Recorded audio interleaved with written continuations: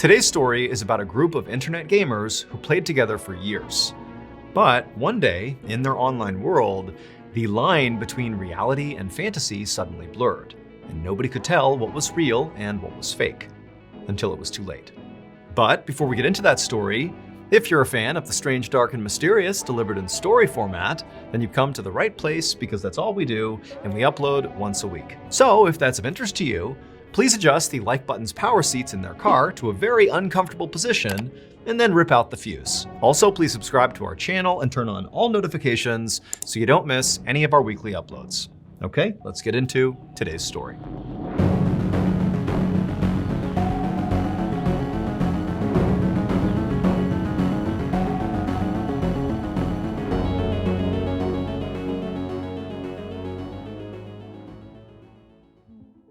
At 3:30 p.m. on July 27, 2019, a 22-year-old college student named Nicole logged onto her gaming computer in her bedroom in North Carolina. Nicole had spent the morning and the early part of the afternoon studying, but now she could finally kick back and relax and play her favorite video game, an online multiplayer combat game called Perfect World, where people battled each other as characters inspired by Chinese mythology. Perfect World was a pretty niche game, so not a whole lot of people played it or even knew about it. But Nicole loved it, and she played it basically every day for the past few years, was totally hooked on it, and in playing it, she had met about a dozen other people from all over the world who also were obsessed with this game. And together, they had formed a virtual community, and they used a messaging app called Discord to communicate with each other outside of the game. So, on this particular day, after Nicole loaded up Perfect World, she also opened up her Discord chat, and she saw already that several of her friends were online, and they were all talking on the general chat inside of their server. And so Nicole began perusing the messages, and she saw the general theme of the messages being passed was about one of the other users on their server, somebody who went by the username Menhaz.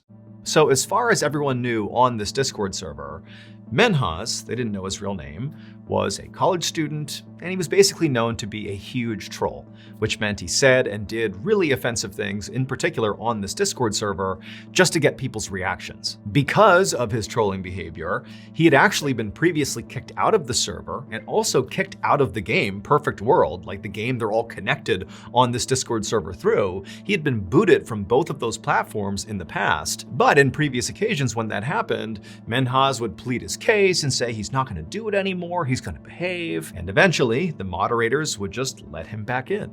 And so currently, Menhaz was back on the Discord server, and he was back to his trolling ways. But as Nicole scanned through the general chat and went back and actually saw what Menhaz had been saying that day, that basically had stirred up everybody else on the server to say, look, he's back to his trolling ways, when she went back and actually saw what Menhaz was saying, Nicole couldn't help but feel like today's trolling just felt different. Menhaz was talking about this apparently brilliant 4-step plan he had that was going to completely revolutionize his life and basically set him up for big success in his life going forward. However, this plan he was talking about, this 4-step plan, was not only totally outrageous, but just seemed impossible. Like what he was saying he was going to do just didn't seem possible even by Menhaz's standards. Like within his trolling standards, this was a bridge too far. Like this isn't even trolling, this is just weird what you're proposing. And so basically the chatter on the Discord server this day that Nicole was seeing was how nobody believed this 4-step plan was a real thing. Like this is just classic Menhaz trolling. And Nicole too, she also did not believe this plan was serious. She did not think for a second Menhaz was going to do this. And so she just kind of rolled her eyes, ignored Menhaz, minimized the Discord server, and just enjoyed playing the game, Perfect World. And after a while, after a couple of battles that she won and a couple of battles that she lost in this game, she paused for a second and noticed there was a whole bunch of new notifications on their Discord server. And so because Nicole was already taking a break from the game, she opened up the Discord server to see what was going on. And right away she saw the main topic of discussion was once again Menhaz and his 4-step plan, but specifically, Menhaz had just sent a picture through the Discord server that apparently represented completing step 1 of this 4-step plan. He basically said, look, I did it. I've done 1. I'm on to step 2 now. And everybody's looking at this picture thinking, wait a minute, he's actually doing this? This can't be real. And Nicole, when she looked at this picture, she too thought like, no way, this is not possible. He did not do this. And in fact, our first thought was, okay, maybe this image was, created by AI or something, or, maybe he pulled this image off a website somewhere and is pretending it's authentic, but it can't possibly be something he actually took a picture of. He couldn't have done this.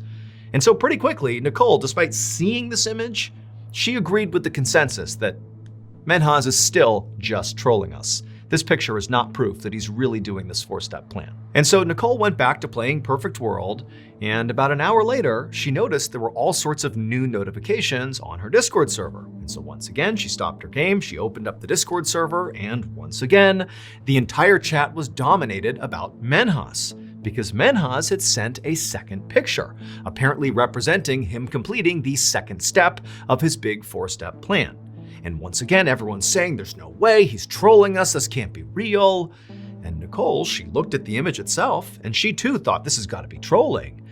But now, she wasn't just filled with pure disbelief. She wasn't able to just completely discard what was happening here, because part of her was thinking, like, how is Menhaz getting these hyper-specific images that really are tethered to this exact plan he's laid out? Like, how does he have these images? Where are they coming from? Now, this was back in 2019, and certainly AI technology existed, but not the way it does now, where, the average user can literally, in seconds, create hyper-specific images using AI.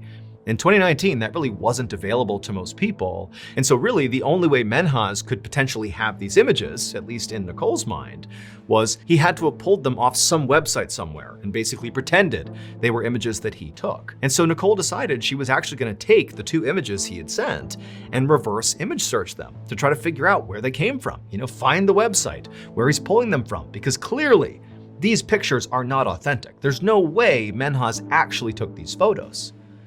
But when Nicole reverse image searched both images, nothing came up. Now, Nicole thought, okay, that does seem to suggest these are authentic pictures he really did take, which maybe means he's actually doing this plan, even though that seemed totally preposterous. Or she thought maybe, these images have been pulled from such an obscure website somewhere that I don't have access to, finding them in a reverse image search, that maybe that's what it is. And so at this point, Nicole told herself, you know what, there's got to be a reasonable explanation for this, but I'll tell you this, it can't be that Menhaz is actually following through on this plan. It's not possible. And so once again, she minimized the Discord server and got back into the game. But pretty quickly, Nicole just stopped playing the game because her mind was totally fixated on whatever was going on with Menhaz. And so she opened up the Discord server again, and she saw still everybody in the chat was talking about Menhaz and these 2 pictures he had sent. And basically the server was divided. About half the members believed this really was just Menhaz trolling, and the other half was starting to think that, hey guys, this might be real. He might actually be carrying out this 4-step plan. Those pictures might be real. And if that's the case, we have a huge problem, because this plan, if he actually carries it out, is so completely illegal. He can't do this. This is not okay. And so the faction of members on the Discord server that were starting to sense that this 4-step plan of Menhaz's might actually be real began to talk internally, and they said, look, we can't just sit here and do nothing if Menhaz is actually doing this. We have to stop him. This is not okay. And so in fact, one of these members actually contacted their local police and told them, hey, there's this guy on my Discord server, his username is Menhaz, I don't have his actual name, but he's doing something that could be very bad, and you need to look into it. And so the dispatcher said, okay, well, where does Menhaz live? And the person who had called was like, well, I don't actually know. In fact, I really don't know much about him other than the fact that he goes by Menhaz and he sent these crazy pictures that could be real or not, I don't know. And so eventually the dispatcher just said, look, I get it that you're concerned, but we have nothing to go on here. And remember, this is the internet. People make stuff up all the time. And so pretty quickly after that, the police officer just hung up, and that was that.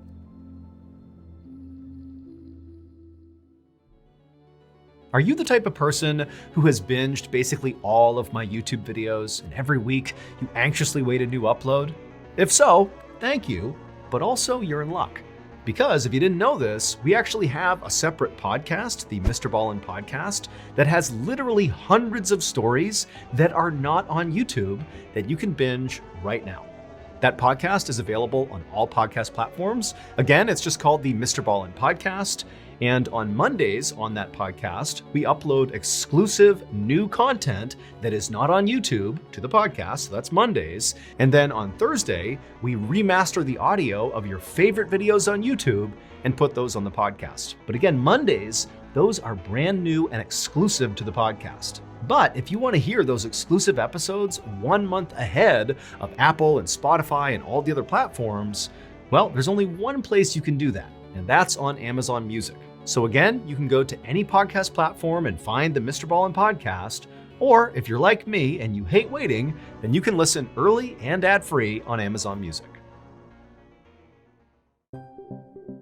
So at this point, Nicole and the other members of the Discord server who were starting to suspect that what Menhaz was doing could be real, at this point, they felt really alone. I mean, the local police was not taking this seriously, which did make sense. I mean, they had nothing to go on.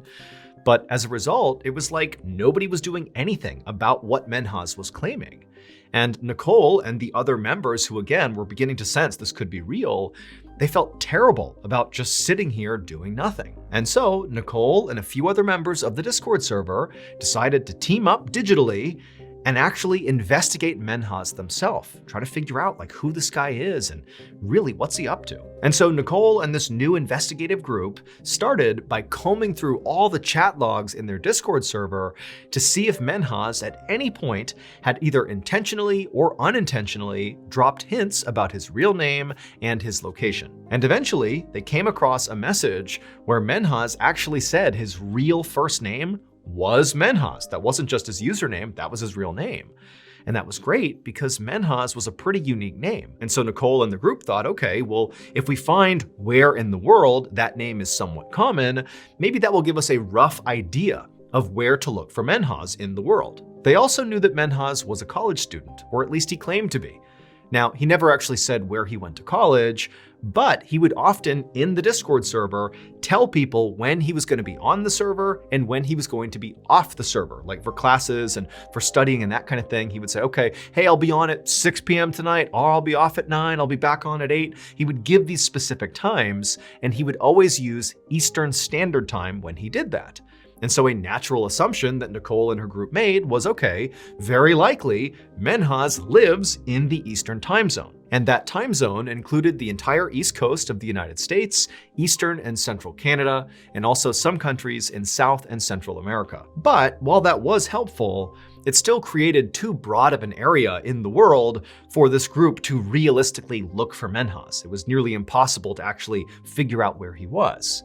But they now had a sense of where he could be, and they thought, okay, well, why don't we ask somebody else in the Discord server if they can try to track Menhaz's IP address? An IP address can be used to find the approximate geographical location of a computer. And sure enough, someone in the server said they could do that, and within a few minutes, they had tracked Menhaz's computer to Toronto, Canada. However, right at the same time they were figuring this out, Menhaz sent a third picture across the Discord server, a picture that showcased him completing step 3 of this 4-step plan, allegedly. And for Nicole and many other members of this Discord server, this third picture really represented a big shift, because now it was getting terrifying.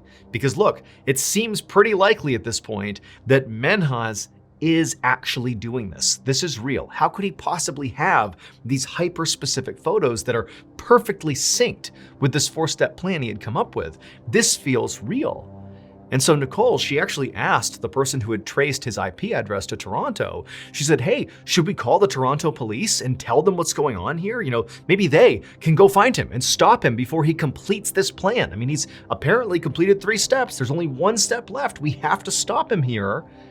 But the person who had tracked his IP address to Toronto said, look, what are the police gonna do? There's 6 million people that live in Toronto, and all we have is that maybe his computer is in Toronto and maybe these pictures are real. And also, by the way, it's pretty easy to mask your IP address. You can use something called a VPN, or virtual private network, that when you track someone's IP address that has one of those working, it will make it seem like their address is, for example, in Toronto or Chicago or New York or Dallas or anywhere in the world, when in reality, their computer is somewhere totally different. And so the police are not going to launch a manhunt based on an IP address. It's not 100% accurate. And so basically, Nicole realized that even though they saw they are on the precipice, potentially, of Menhaz committing some horrible crime, and they can't do anything about it because they don't really have any information about Menhaz. And so at this point, everybody on the Discord server was basically begging Menhaz to come clean. Tell us these photos are fake. Tell us this plan of yours is really just you trolling. But Menhaz didn't do that. He doubled down and said, oh no, these are all real. And in fact, I'm going to complete step 4 of this plan and complete the whole process in 30 minutes. And after that, all Nicole and the other members of the Discord server could do was just try to convince Menhaz not to do this. Don't follow through with this. Don't complete the plan. You gotta stop. It's not worth it. But Menhaz refused and said, I'm doing this no matter what. And sure enough, 30 minutes later, Menhaz would send one final picture, the 4th picture, showcasing that his 4-step plan was now complete. At this point, someone from the Discord server did call the Toronto police. The following day, at about 3:30 p.m., police officers arrived outside of Menhaz's home, which it would turn out was located in a small town just north of Toronto. The IP address had been correct. By this point, it had now been about 24 hours since Menhaz had sent the very first picture of his 4-step plan. Police knocked on the front door, having no idea what to expect here. They had seen the images Menhaz had sent on the Discord server, but at this point, until they went inside, they had no idea if they were dealing with a terrible crime or a terrible joke. When the door opened, Menhaz himself was standing in the doorway. He had a totally neutral, very calm expression on his face. He was very gracious. He welcomed the police inside. And when they stepped inside, they asked him, what's going on here? And all Menhaz said was, you'll see. So the police walked further into the home and eventually made their way upstairs. And when they got up there, they just froze. Because it would turn out, Menhaz was not trolling. Those pictures were not fake.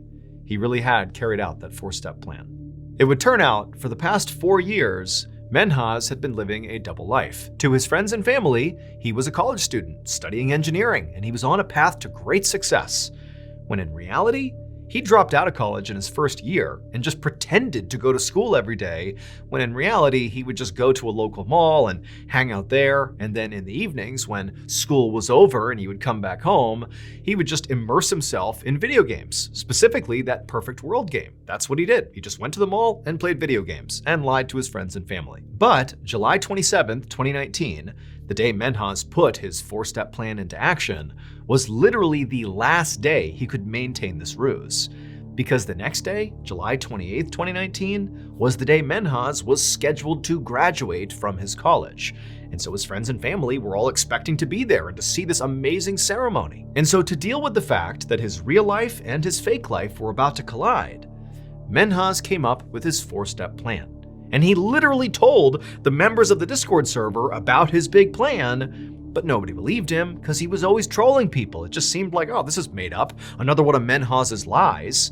But he was not lying. It was all true. Those pictures that he sent across were absolutely authentic. He took those pictures, and they did represent completing each step in the plan. The first picture was of his mother, the second picture was of his grandmother, the third picture was of his sister, and the fourth picture was of his father. And in each picture, those people were dead, because Menhaz had spent the day methodically killing his entire family to prevent them finding out about his lie. He hit them over the head with a crowbar and then slit their throats and took a picture, posted it to Discord. By the time someone from Discord finally got in touch with the Toronto police, it was too late. Menhaz had obliterated his entire family. Menhaz ultimately pleaded guilty to 4 counts of murder and was sentenced to life in prison with the possibility of parole after 40 years.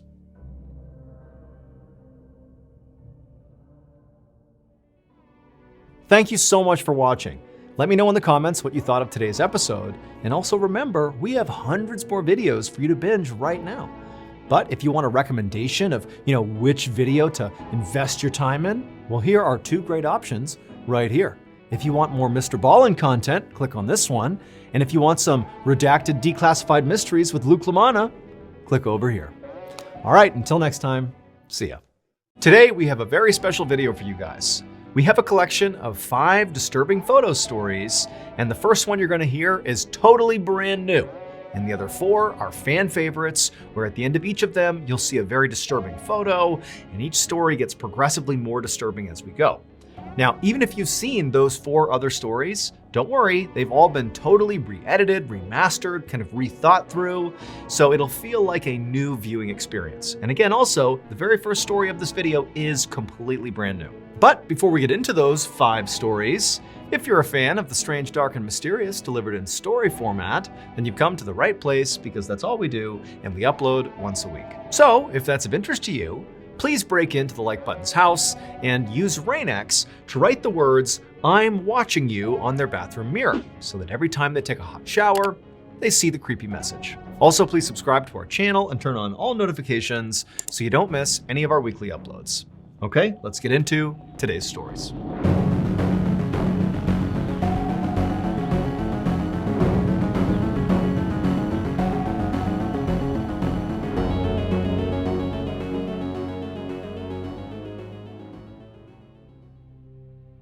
At 4:45 a.m. on Saturday, January 17, 2015, a 27-year-old farmer named Caleb Whitby drove his pickup truck down a highway in southeastern Oregon. Caleb knew conditions for driving were not great. In fact, they were kind of awful.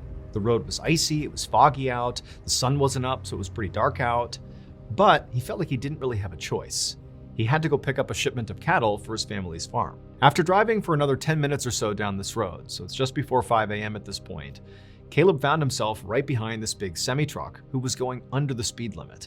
And so Caleb's cruising along here, getting frustrated, and he's thinking about passing the truck. But when he kind of peeked around the side and looked up ahead of the truck, he saw there was a very sharp turn coming up, and he didn't really have enough runway to make the pass, at least not safely.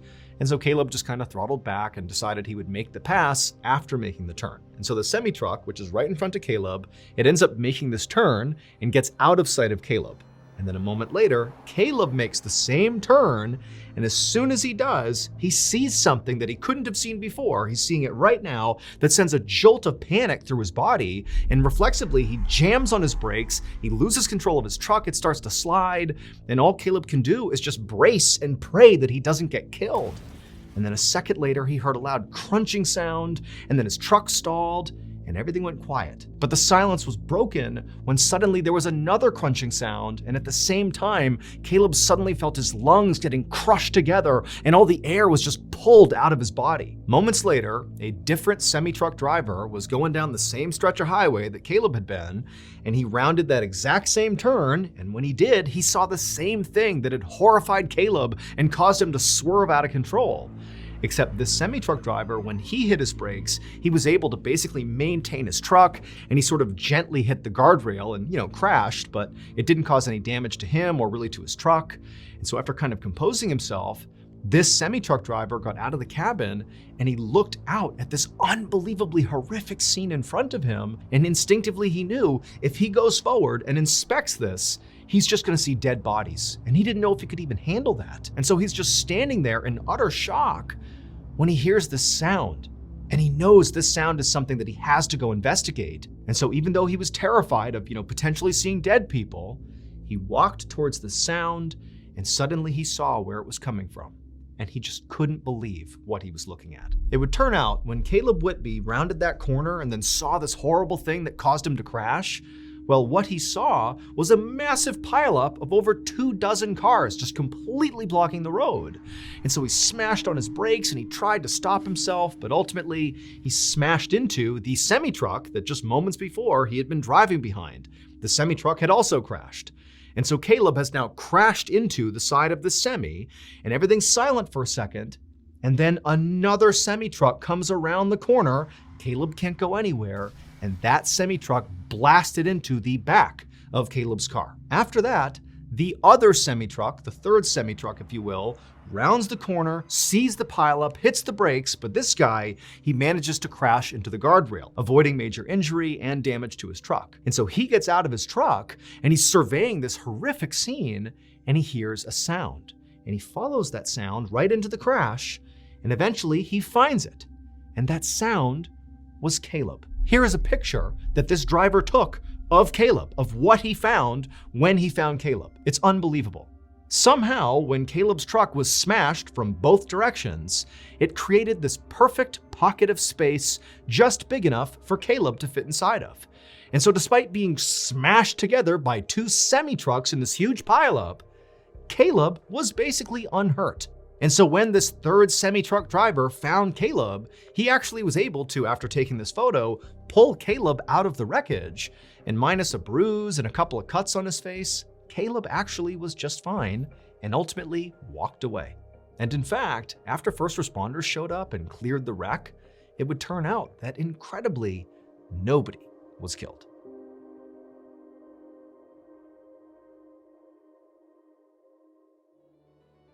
As many of you may know, aside from telling stories on this YouTube channel, I also tell stories on my flagship podcast, the MrBallen podcast, Strange, Dark, and Mysterious Stories. And in addition to that podcast, we over at Ballen Studios actually have a whole slate of other incredible strange, dark, and mysterious podcasts for you to enjoy. If you're into baffling and horrifying medical mysteries, well, check out my other podcast I host called MrBallen's Medical Mysteries. Or maybe you want to hear somebody else from Ballen Studios with a far better radio voice tell you a story, like Luke LaManna. Luke has two podcasts under the Ballen Studios umbrella.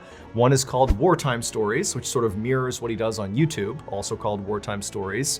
It's like the strange, dark, and mysterious meets the battlefield.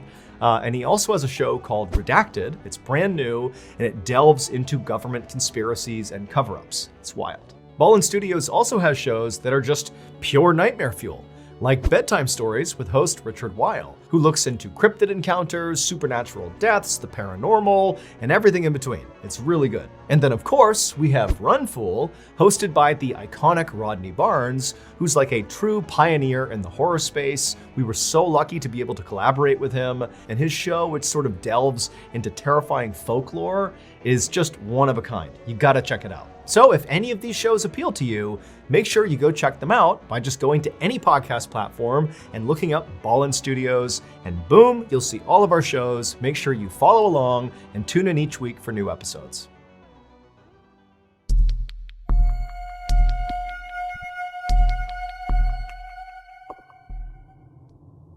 One of the most insane jobs in the world is being a saturation diver for an oil and gas company. These highly specialized divers go down to extreme depths to do construction and demolition on underwater structures. The extreme pressure on their bodies from being so deep will cause some of the mixed gas they breathe to get trapped inside of their body. Now, this is harmless while it's happening, so while they're down at depth, this doesn't matter. But when they ascend, they have to do what's called decompression stops, where they basically stop in the water column at certain depths and just wait and allow these trapped gases to naturally come out of their body. Now, if they skip these decompression stops and just rush to the surface, those trapped gases will not leave their body and they will expand inside of them, causing a condition called decompression sickness, or the bends, and it can be fatal. Now, these decompression stops get longer and longer the deeper you go. And in the case of saturation divers, they'll go as deep as 2,000 feet. And for reference, in order to safely ascend from 2,000 feet, it would take you about 33 hours. And so these oil and gas companies can't afford to have their divers taking 33 hours in between dives, and so they came up with a clever workaround. They built a pressurized chamber system on board ships and oil rigs where their divers would live in between their dives. And what this did was, by keeping their divers constantly under pressure, either literally underwater or in this system, the trapped gases inside of them didn't have a chance to expand, and so their divers couldn't get the bends. The divers would live inside of this incredibly cramped chamber for weeks at a time, getting transported to and from the seafloor inside of this small pressurized sphere that's called a dive bell that could detach from the chamber without totally depressurizing the whole system. At the end of these divers' multi-week shifts, they would do one long decompression stop inside of the chamber. And then when they were done, they'd step out of the chamber and they'd be fine again. In September of 2012, a 32-year-old saturation diver named Chris Lemons was on board a dive ship in the middle of the North Sea. He, along with 11 other divers, had just started a 4-week-long saturation shift. On the 12th of that month, Chris, along with 2 other divers named Dave and Duncan, Captain were scheduled to perform routine maintenance on an oil platform 330 feet below the surface. The North Sea is notorious for terrible weather, but this day the weather was especially bad, and they considered not doing the dive, but ultimately they decided to do it anyways. As Chris, Dave, and Duncan put on their diving equipment and climbed from their living chamber through the tunnel into the dive bell, the captain of the ship navigated directly over this oil platform and then flipped on autopilot mode, which activated dynamic positioning. Now, dive ships rely heavily on dynamic positioning, which is really just this high-tech computer that makes sure as soon as you turn it on that the ship does not move from a particular spot in the water. So regardless of the swells and the wind, the ship stays steady. And this is really important when you have divers in the water because the dive bell is connected to the ship and the divers are connected to the dive bell. And so if the ship is moving all over the place, so is the dive bell, and so are the divers, making it impossible for the divers to do their job. Once the captain had the dynamic positioning up and running, the 3 divers sealed the door of the dive bell behind them, and then the dive bell was detached from the chamber and then lowered through a hole in the middle of the ship into the ocean. Once the bell got down to 330 feet, Chris opened up a hatch on the bottom of the dive bell that led directly into the water. Now, because the pressure inside the bell matches the pressure outside the bell, water does not come in through this hole. Duncan was the bellman for the night, so he would not be going out and doing any diving. He would be staying in the bell to support Dave and Chris. And so he helped them get their big helmets on and connected their umbilical to each of them. Sat divers, when they're outside of the bell, are completely reliant on their umbilical. It's this long stretch of tubes and wires that are connected directly to their suit and to their helmet, and it provides air as well as heat and electricity to their lights, and it provides radio communication up to the people on the boat. Once Chris and Dave were all set up, they slipped through the hole at the bottom of the bell, which brought them down to this little platform that was suspended right below the bell, and from there they leapt off all the way down to the sea floor. Now, sat divers will say that leap from that platform is both amazing and terrifying, because once you leave the bell, it's completely pitch black all around you, so there's no reference point of how fast you're going or even how close to the ground you are. And so it feels like you're just sinking into this endless abyss before you crash into the ground. Once Chris and Dave did hit the ground, they stood up and began walking, and they were directed by the radio in their helmet which direction they needed to go to reach this oil platform. The oil platform was 11 meters tall, and it looked like a sort of pyramid of these big steel pipes. They climbed up the side until they reached their respective working area, and then they settled in to do their job, which they expected to take about 6 hours. At first, everything was going to plan, but about an hour into the job, something went terribly wrong on the surface. The dynamic positioning computer failed. Now, the captain immediately saw it and just expected the backup computer to kick in and take over. But in a terrible turn of luck, the backup computer also failed. And so very quickly, this huge dive ship began drifting in the rough seas, dragging with it the dive bell and the divers 330 feet below. While the captain struggled to try to fix the system and get it back online and get the ship back on station, another crew member hopped on the radio and called down to Dave and Chris, who were outside of the dive bell, and told them to abandon the structure and get back in the bell ASAP. And Chris and Dave could tell from the urgency in this person's voice that this was no drill, this was serious. Chris and Dave were both positioned on the south side of the structure about halfway up, and their umbilicals were running straight up the structure and then northward because the ship was drifting northward. So neither Chris nor Dave could go around the structure. They needed to go straight up before being able to climb their umbilicals back up to the bell. And so both men began climbing, but they could feel the tension on their umbilical was getting tighter and tighter, and Dave managed to get all the way to the top, and he cleared the lip, and as soon as he was on top, he started getting pulled away from the structure. And he looked to see if Chris was also getting pulled, and all he saw was Chris's umbilical, impossibly stretched, still draped over the south side, and he could not see Chris. And that's when Dave, Duncan, and all the people on the surface heard Chris come over the radio frantically saying he was stuck on the underwater structure. His umbilical had gotten wrapped around one of the pylons. And so through the radio, Chris asked Duncan to give him more slack. But Duncan said, "There is no more slack. We are completely tight here. You have to get it free." And Chris would say, "I can't unfree it. It keeps getting tighter and tighter. I can't get it off the pylon." And so Dave jumped down onto the platform and tried to pull himself over to Chris, but his own umbilical was getting pulled towards the dive bell, and so he could not help Chris. And so Dave knew he couldn't do anything, so he turned and began crawling up his umbilical towards the dive bell, and as he's climbing, he hears behind him this extremely loud explosion. It sounded like a shotgun going off.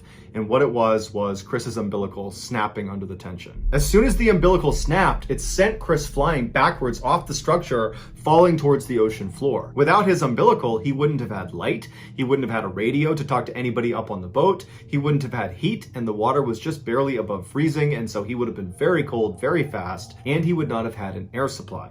Although he would have had 2 backup canisters on his back that would automatically turn on. However, they only gave him 5 or maybe 6 minutes of air. And so when Chris hit the ocean floor, it would have been eerily quiet and totally, completely pitch black. He stood up at some point and looked around him and didn't see anything, but knew he had to get back to the underwater structure. It was his only chance of anybody finding him again. And so he had to make the impossible decision of just choosing a direction and blindly walking, not having any idea what you're walking towards. Choose wrong and you might walk over a cliff.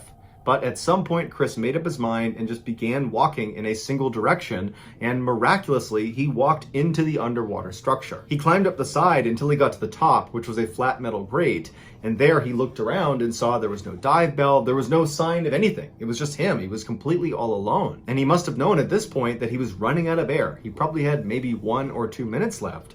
And so he would have been acutely aware that even if they're looking for him, they're not going to find him in time. He's going to die. And at some point, breathing would have become extremely difficult until there was no more air, and then he would have passed out and keeled over. Back on the surface, the captain was desperately trying to use manual controls to pilot the ship back over where Chris was, but because of how rough the seas were, it was proving to be nearly impossible. As the captain struggled, other members of the crew launched a remote-controlled vehicle into the water to at least go down and try to find Chris. And so they decided they would just pilot straight to the underwater structure and begin looking around that area. And so for a few anxious minutes, the crew on board the ship watched the camera, which was the live feed coming from this underwater vehicle, as it went through totally dark water. And then at some point on the screen, the structure just appeared, and the vehicle, as it went up towards the top, it got a look at the very top of the structure. And on the screen, they saw Chris lying on his side, totally motionless. At this point, he had been without air for at least 20 minutes. In a last-ditch effort, the captain decided to completely power off the ship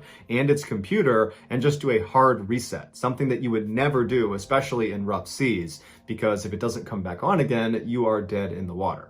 But when they turned it back on again, the ship came on and the computer system came back online, including the dynamic positioning computer. And so the captain immediately threw it on autopilot and the ship navigated right over where Chris's last position was. After Chris's umbilical had broken, Dave had managed to climb back up to the bell, and he was just standing underneath that platform right beneath it. And so when the ship got right back over Chris's position, Dave leapt off the platform, got to the seafloor, climbed up the structure, grabbed hold of Chris's body, and hauled him back up into the bell. Once Chris's body was inside the bell, Duncan, the bellman, removed Chris's helmet, and he saw that his face was blue and he was totally lifeless. But Duncan immediately just gave him mouth-to-mouth resuscitation. And after giving him 2 big breaths, Chris came back to life. He started gagging and coughing, and he's looking around wide-eyed, and Duncan and Dave are looking at him like, you gotta be kidding me, you're supposed to be dead. And after about 30 seconds, the color in Chris's face had totally come back, and he was looking at Duncan and Dave and asked them,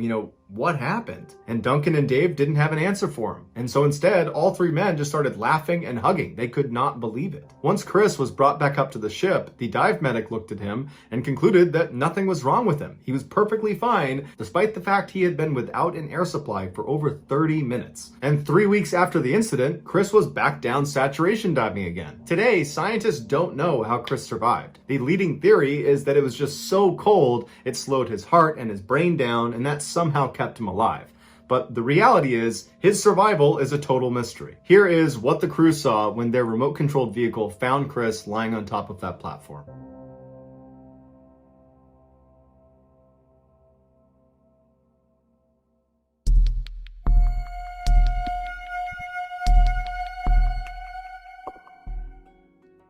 On the morning of February 25th, 2015, in a little house in the city of Cape Town in South Africa, a 17-year-old girl named Mishe Solomon was packing up her homework in between bites of her breakfast. And as she did this, her mother, Lavana, walked into the kitchen with a big smile on her face, and she was holding up this beautiful red flowing dress, and immediately Mishe knew what it was. Her mom had been making this dress by hand over the past couple of days. It was for a big school dance that was coming up, and she saw that it was now done. And so Misha, she put down her breakfast and her homework, and she rushed over to her mom, and she admired this gorgeous dress and thanked her mom for all the hard work and said it's absolutely perfect.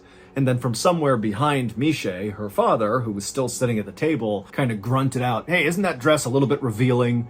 And Misha and her mom kind of just rolled their eyes because they knew Misha's dad just loved his daughter and was very, very protective of her. And so basically anything she wore that wasn't full coverage was too revealing. And so Misha, after rolling her eyes, walked over to her dad. She gave him a big hug and a kiss. And she said, "Dad, don't worry about it. It's just fine." And so after that, Misha went back to her breakfast, she finished eating, she packed up her stuff, and then she gave her mom and her dad another hug and a kiss and said goodbye, and then she headed out the front door out to the road where her aunt was waiting in her car. As Misha's aunt drove her to school, like she did almost every single morning, Misha began to notice her aunt was acting kind of strange and constantly looking behind her and looking in her rearview mirror. And finally, Misha said to her aunt, "What's going on? What are you looking at back there?" And Misha's aunt would say, "I know this sounds crazy, but I'm pretty sure there's a white car that's following me. And in fact, over the past couple of days, I've seen what I think is this same white car following us anytime I'm driving you to school." And so Misha just turned around in her seat and looked out the back window, and she saw there were dozens of white cars on the road, so it was pretty difficult to tell which one her aunt was talking about. But as she's looking, none of the cars seemed suspicious. And so Misha turned back around and told her aunt, "I think you're just being paranoid. Nobody's following us. There's no reason to follow us." A few minutes later, Misha's aunt pulled up alongside the front of the school, and Misha said goodbye to her aunt. She thanked her, she hopped outside, and she rushed into the school. And then Misha made her way up to the hallway where her first class was, and as she was walking down the hallway, her best friend, Cassidy Nurse, was walking up the hallway in her direction.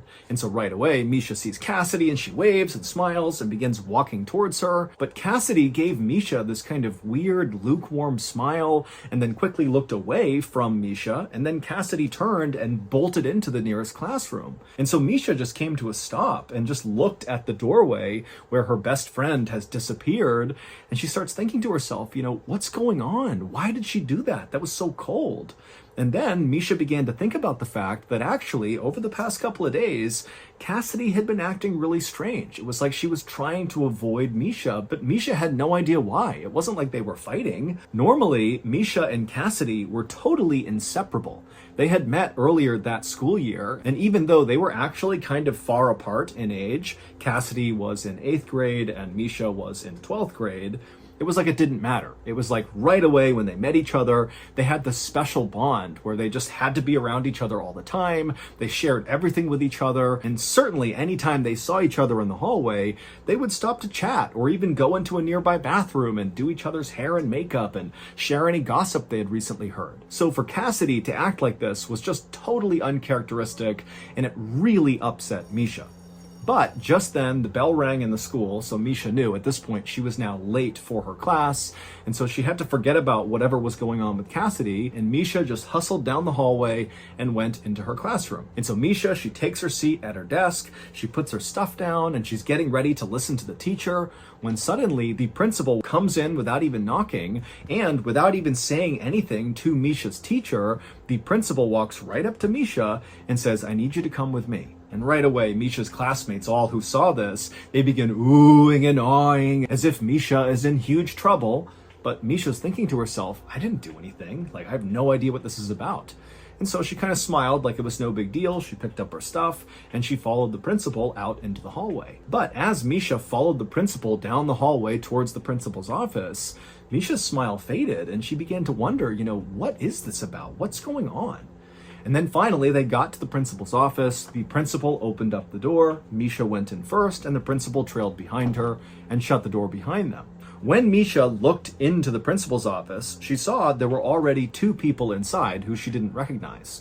It was 2 women who were very serious looking, who were sitting on the side of the room. And as soon as Misha walked in, the 2 women, without introducing themselves, just told Misha to come over and take a seat next to them. And Misha, instead of doing that, just paused and looked at the women and said, "What's going on?" And at this, the 2 women kind of looked at each other, and then one of the women piped up and said, "Misha, we're here because the police sent us. And they sent us because of a photo that you and your very close friend Cassidy took." But before Misha could ask any questions like, what photo are you talking about and really what's going on here, these two women would explain the whole situation to Misha. And basically what they did is they told her this long, very convoluted story that involved Misha, it involved Cassidy, it involved this photo. And by the end of this story, this explainer story, Misha had taken a seat and put her hand over her mouth in utter disbelief. And then when the women were done explaining everything, Misha had a million questions, but it was like she was so overwhelmed with what she was just told that she just continued to sit there with her hand over her mouth, totally silent. And then finally, Misha did break the silence by saying, "Can I please just call my parents?" And at this, the social workers said, "No, you can't. And in fact, the police are already at your parents' house. They're talking to your parents right now. And so you can't talk to them and you can't even go home. In fact, you have to come with us for tonight." And then the two women got up and they made their way out of the principal's office and they said, "Come on, Misha, you have to come with us." And so Misha stood up and she's totally flabbergasted. She really is like, how is this real life? And the principal at this point walked over and gave Misha a hug. And it was like suddenly the floodgates opened and Misha just began sobbing hysterically. And as she did, the social workers just stood there waiting patiently. And then as soon as it seemed like Misha was done crying, they said, "Come on, you really need to come with us." And so Misha, she let go of the principal and she followed the two women out of the school out to one of their cars. And once they got in the car, the two women explained to Misha that they were going to take her to a safe house for the night. But before they went to the safe house, they would need to make a quick pit stop at a local medical clinic. And so Misha, who at this point is not even asking questions, just said, okay. And so the women, they drove to the medical clinic. They were inside for just a matter of minutes. When they came back out again, they drove the rest of the way to the safe house. And when they got to the safe house, it just looked like a normal house on the outside. But on the inside, when the two women were leading Misha through and showing her where everything was, the kitchen, the bathroom, her bedroom, all Misha saw was all these other kids who were staying there who were orphaned and abandoned. And it started to give Misha a panic attack. And she asked the women again, "Can I please call my parents?" And they said, "No, you really can't." But one of the two social workers could tell that Misha, she's having a breakdown. This is the worst day of her life, very likely. And so one of the two women actually offered to Misha to come home with her and stay at her house instead of the safe house. And Misha agreed. And so that social worker and Misha, they would leave together, they would get into that woman's car, and they would drive to her house. And then the social worker told Misha that unfortunately now it was just a waiting game. They needed to wait for the police to get back in touch with them with more information.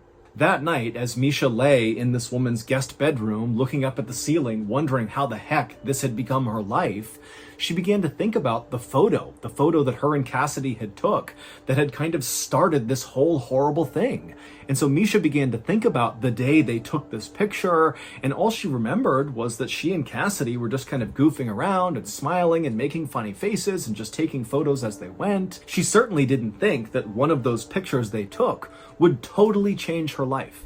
The following morning, when Misha woke up, the social worker brought her to their office, the social worker's office, and there they met with the other woman who had first met Misha in the principal's office, and the three of them just sat in the office, not talking much, eating chicken wings and other snacks, just literally waiting for police to call them. And finally, they would call. And when they did, one of the social workers answered the phone, and as she listened to what she was being told, she began to frown, and by the time she hung up, she was crying. The news from the police was the news Misha had been afraid of ever since sitting in the principal's office the day before and hearing this whole crazy story about her and Cassidy and this photo. The special pit stop that Misha and the social workers made at the medical clinic the day before on the way to the safe house was so that Misha could get a DNA test. And now the police were calling back with the results of the test. And what the results showed was Misha Solomon was not actually Misha Solomon. Her real name was Zephany Nurse.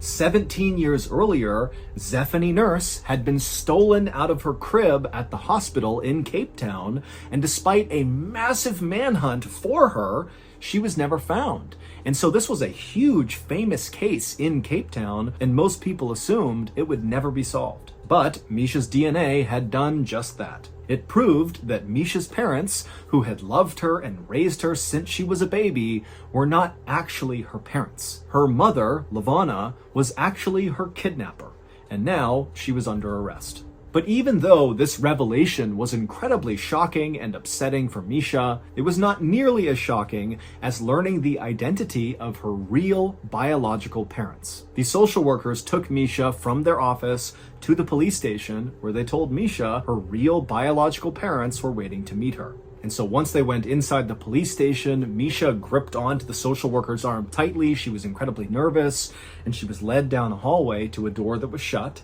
And then finally, when Misha was ready, she pushed the door open, and her real parents, who were sitting right in front of her, they stood up and they ran towards her crying. But Misha just stood there, stunned and silent, staring at them.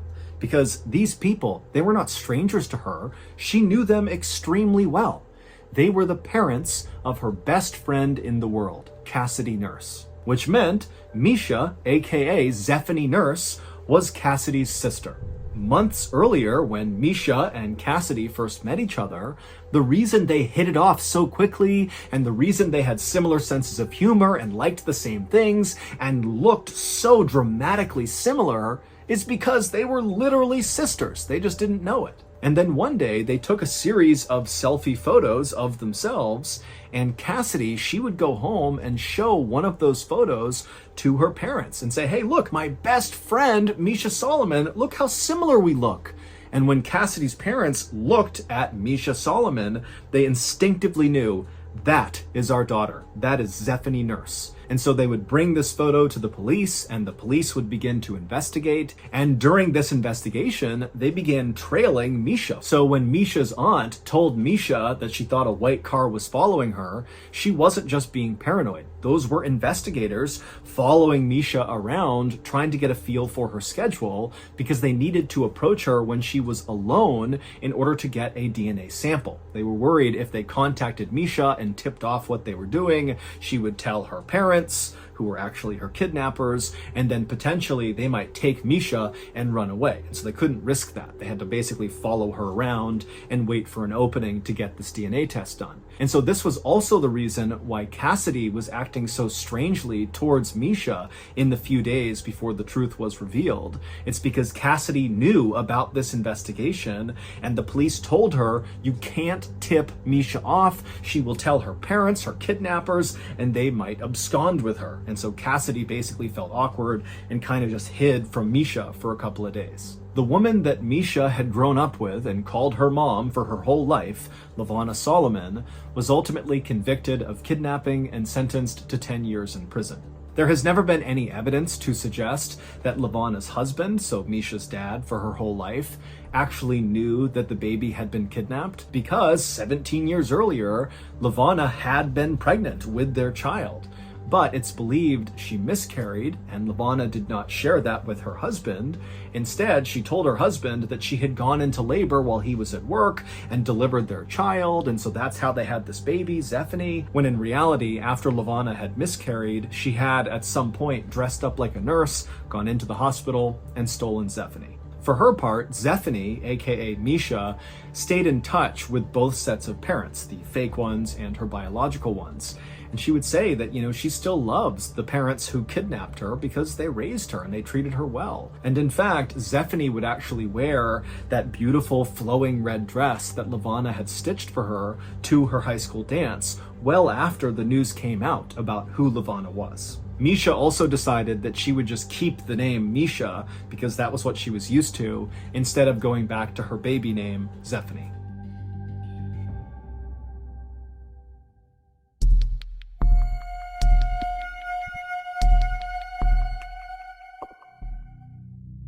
There is still some debate about what exactly happened in this story that I'm about to share with you. And so for transparency, in this video, I am going to rely on the narrative that was presented in court by the defendant.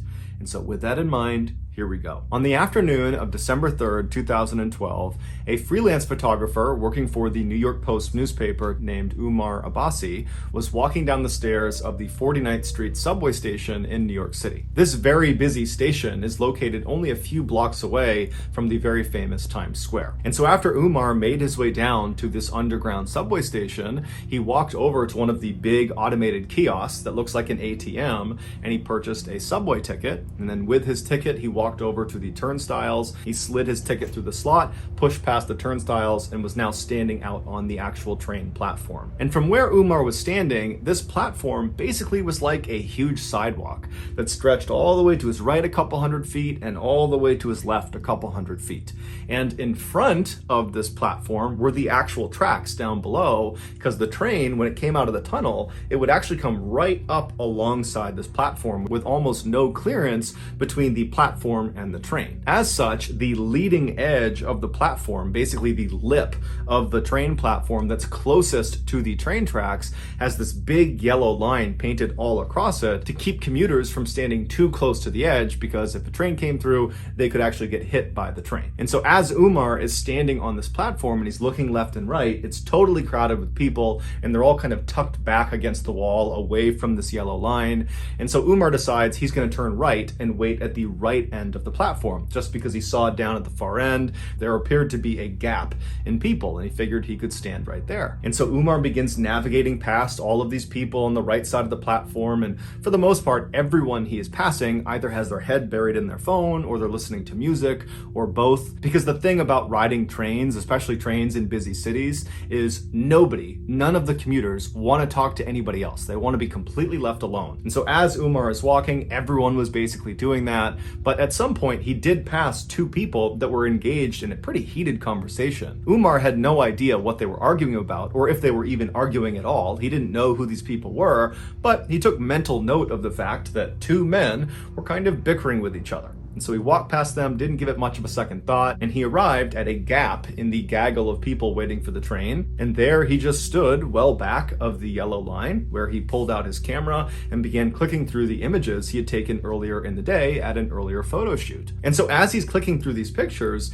he starts to notice that those two men who had been bickering before are now straight up yelling at each other. They're screaming obscenities at each other. It's not clear who's fighting about what or who was the aggressor, but it's very obvious that at this point they're fighting. And so Umar looked away from his camera and looked left down the platform towards these two guys. And so these two guys are about 100 to 125 feet away from him, and all the people that were standing in the vicinity of these two men are beginning to migrate away from them. They just don't want anything to do with them, because the thing about being in subways, especially in cities like New York, is there's lots of people that go down into these train stations that are inebriated or mentally unstable, and so very strange and bad behavior is just kind of a normal thing, and people tend to just kind of ignore it.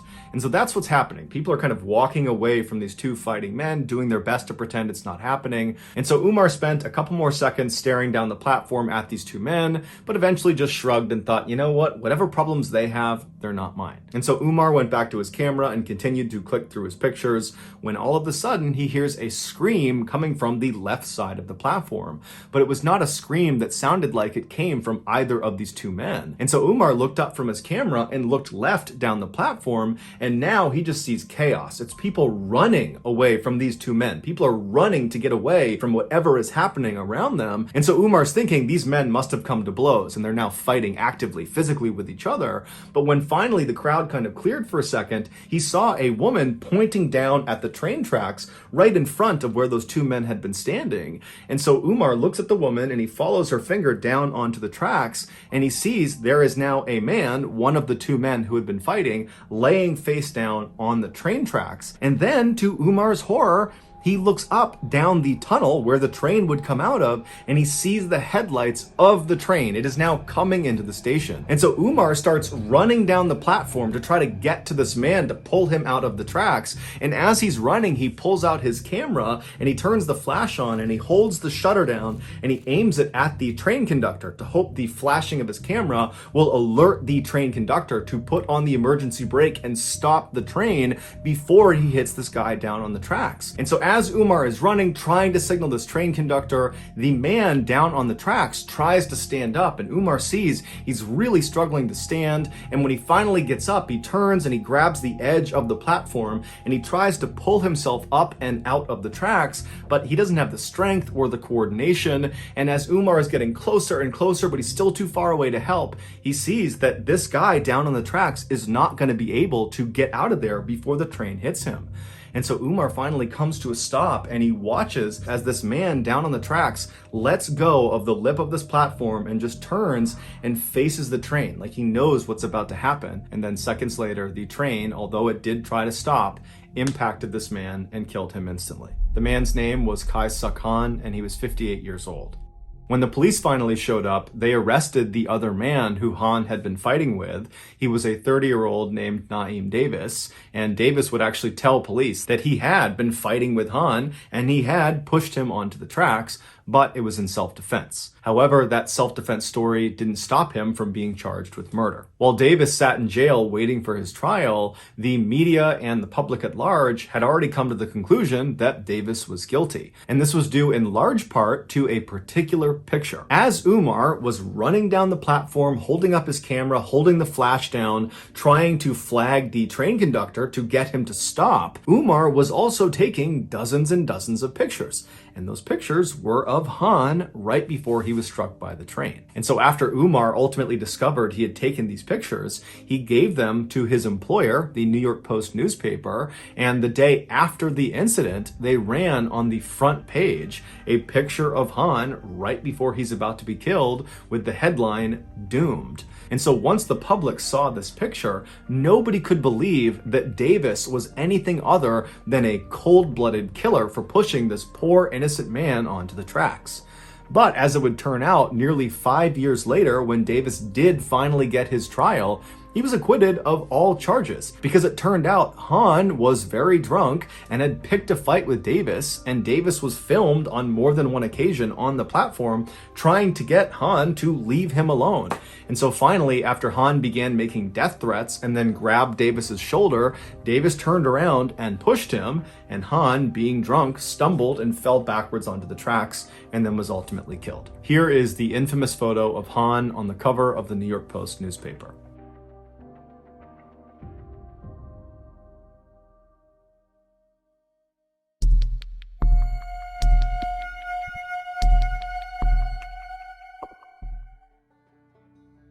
On January 30th, 1925, a 37-year-old man named Floyd Collins walked through this huge forest in central Kentucky inside of a national park. As he walked along, his boots splashed in the melting snow and mud on the ground, and above him, all he heard was the sound of water dripping down amongst the leaves. It was warmer than it had been in several days, and so that was why Floyd was out here. He was trying to take advantage of the nice weather. And so after walking for a while on this muddy, slushy trail, the trees around Floyd began to thin out, and then eventually he reached the edge of the tree line, and in front of him was this huge clearing. Now, in this clearing, the trail he was on continued straight ahead, but it came to a stop in front of this huge cavern-like opening in the side of a hill. And so without hesitation, Floyd stepped out of the trees into the sunlight, and he walked the rest of the trail right up to the opening of this cavern, and he stopped and just stared and smiled. This cavern-like space on the side of this hill was the entrance to a cave known as Sand Cave. And Floyd had spent the last week coming out to Sand Cave and exploring the different tunnels, but today his plan was to go as deep and as far inside of this cave as he possibly could. Caves were a huge tourist attraction in this region, and Floyd was a very experienced caver who had been caving since he was 6 years old, and he knew that most of Sand Cave had not been explored. And so if he could go in there and explore all the different parts of the cave and map it all out and make sure it was safe, it was sure to be a huge moneymaker. He could bring people here and lead them on guided tours. So Floyd left the muddy path he had been walking on and stepped foot inside of this grand entrance to Sand Cave. It's basically this 250-foot wide cathedral-like space inside of this hill with ceilings high enough you could stand, But it's totally dark in there. And despite being this big open space, it very quickly funnels to this one kind of tunnel that goes straight down and connects to all these offshoot underground passageways, many of which have never been explored before. And so, as Floyd walked across this big open entryway, he lit his oil lamp and then began mentally preparing himself for what he was about to do, which was going to be very claustrophobia-inducing, even for a very experienced caver. And so Floyd reached the back of this huge entryway, and he reached this tunnel that would connect to the rest of the cave, and he began walking down it. And this tunnel was not very restricting. You could stand in it, you could move around in it, but it was very short. It was 15 feet straight down at an angle, where at the bottom of those 15 feet was a square hole in the ground. And Floyd, having been here the previous week, knew that once you go through this hole, the real caving begins. Now you're going to be down on your hands and knees, wriggling your way through these very tight and restricting areas where you don't really know where you're going, because again, a lot of this stuff has never been explored before. But this is why Floyd loved caving. He loved the adventure and the risk of doing things like this. And so Floyd got to this hole, he put his oil lamp down on the ground, he casually lowered himself feet first into this hole, which dropped down several feet, and then once he was on firm ground, he reached up, grabbed his oil lamp, and pulled it into the hole with him. Once he was inside of this lower level space, he crouched down and looked around, and off to his right was a tunnel that he could crawl through that seemed to lead to a series of other tunnels. And so he puts his lamp in front of him, he gets down, and he begins crawling through this tunnel. And after a little while, he reaches this kind of fork in the road where he had several options of very narrow tunnels to choose from. Now, the previous week, Floyd had gone down several of these tunnels and mapped out where they went, but there was one tunnel in particular at this fork that was very narrow. It was likely the most narrow of all the tunnels, but from where he had seen the last week, it looked like it went pretty far without obstruction. And so he immediately began going head first into this tunnel where he had no idea where it was going to go. Think about that. If you go head first into a tunnel and you get stuck, what are you going to do? You can't really go anywhere. So this guy is like totally fearless, just going head first into what most people would consider a nightmare scenario. And so the way Floyd would approach these very tight tunnels is he would put his oil lamp out in front of him, and then he'd keep his hands over his head, and he'd kind of wriggle his way head first and push his lamp along the way. And so that's what he did. He began going into this really restrictive tunnel. It's hard to breathe because the walls are so tight on his chest cavity. But as he's going, eventually the ceiling begins to slope upward just enough that he can pull himself up onto his hands and knees and kind of catch his breath. By this point, Floyd was approximately 55 feet underground. That's where this little pocket was, where he could get up on his hands and knees and breathe. And so from this position, he still could see with his lamp that this tunnel continued to snake further and further down, and his hope was that eventually it would lead to a big underground chamber that was not just big enough to go to your hands and knees on, but was big enough you could stand and walk around in, because those were the big tourist attractions.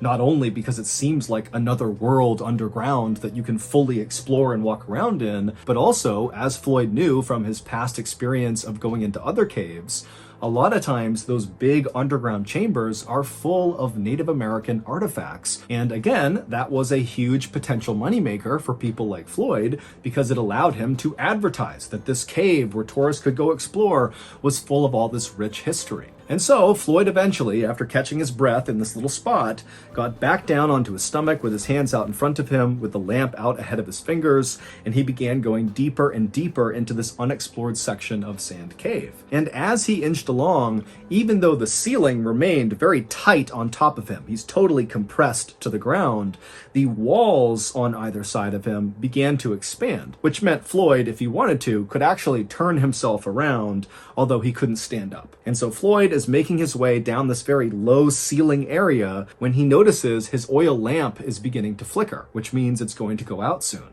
Now, Floyd wasn't concerned about suddenly being in the darkness inside of a cave. Now, to most people, that would be terrifying, But Floyd, again, was so experienced, he was very confident that he could easily make his way out again just by touch. He didn't need the light. But he did know that trying to move around inside of a cave in the darkness was dangerous, and so he should not do that if he could avoid it. And so as much as Floyd wanted to continue and hopefully find something incredible inside of this cave, he decided he really needed to just turn around and go back to the surface and come back the next day to continue exploring. And so, because this part of the tunnel he was in was really wide, he was able to turn himself around and drag his lamp until he was facing back uphill, and then he rolled onto his back. So his head is pointing back up where he came from, and his feet are pointing in the direction that he had previously been traveling, and he's on his back.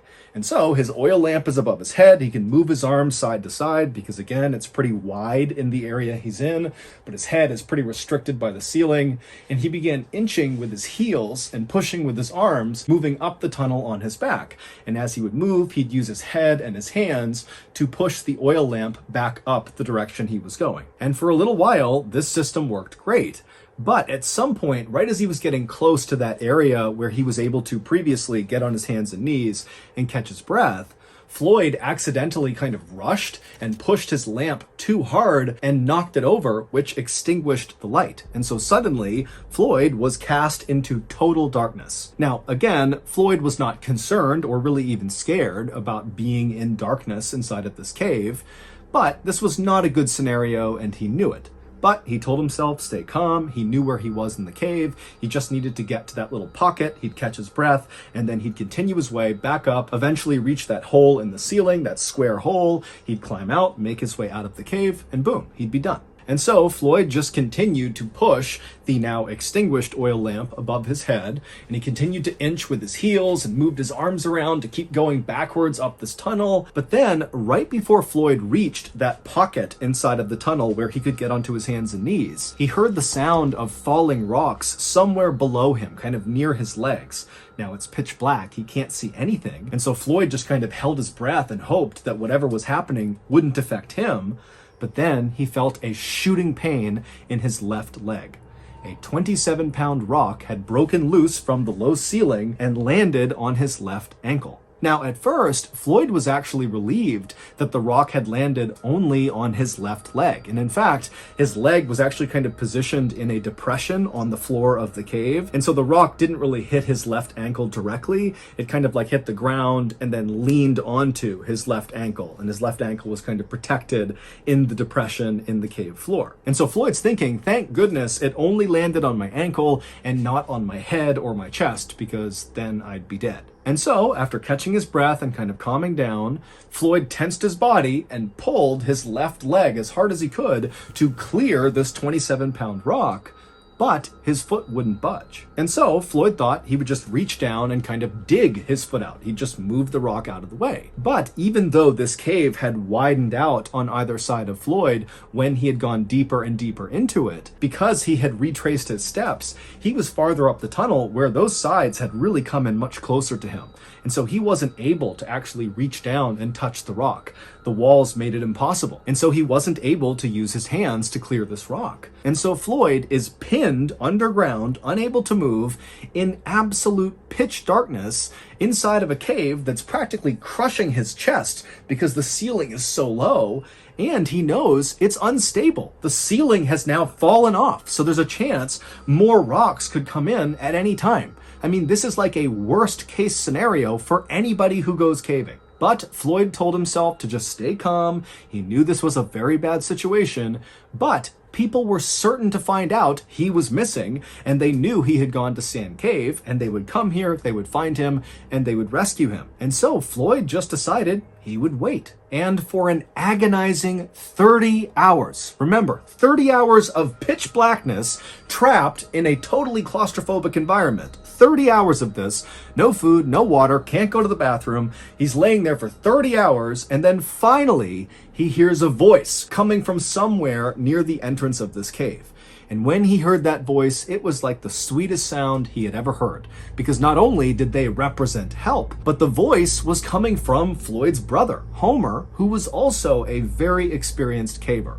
And so Floyd's thinking, thank goodness, I'm saved. And so Homer was able to navigate from the entrance down all the way to the tunnel that Floyd was in, and Homer got to that spot in the tunnel where Floyd had gone to his hands and knees, that pocket there. So Homer's in that pocket, and he can see Floyd is only a few feet away from him. He can see Floyd's head right there. And so Homer, who had a lamp, he shines the light on Floyd, and the two brothers don't waste any time with small talk. Instead, Homer, who had his oil lamp, had set it up right next to them, and he began feeding Floyd sausage sandwiches and giving him sips of water. And then Homer would tell Floyd that he just did not have the equipment to help Floyd get out right now, but Homer was going to go back to the surface, get men, get supplies, and then come back and save Floyd. And so Floyd is very thankful, he's very relieved, he says goodbye to Homer, and Homer turns and makes his way back up to the surface. 15 hours later, Homer would return by himself, and so at this point, Floyd has been trapped for 45 hours. And so Floyd, he's laying there kind of in and out of consciousness, and he hears the sound of Homer calling out to him, and then he hears the sound of Homer chiseling away at some rocks. It would turn out Homer's plan to save Floyd was basically to chisel away the side of this section of tunnel that Floyd was stuck in order to be able to reach down and somehow, some way, clear the rock off of Floyd's leg and then pull Floyd up. Now, Floyd understood, of course, that this plan of chiseling away the side of this tunnel to make it wider was going to take some time, but luckily Homer had shown up with more food and water, and they chatted the whole time as Homer worked, and so Floyd was in good spirits and Homer was very optimistic.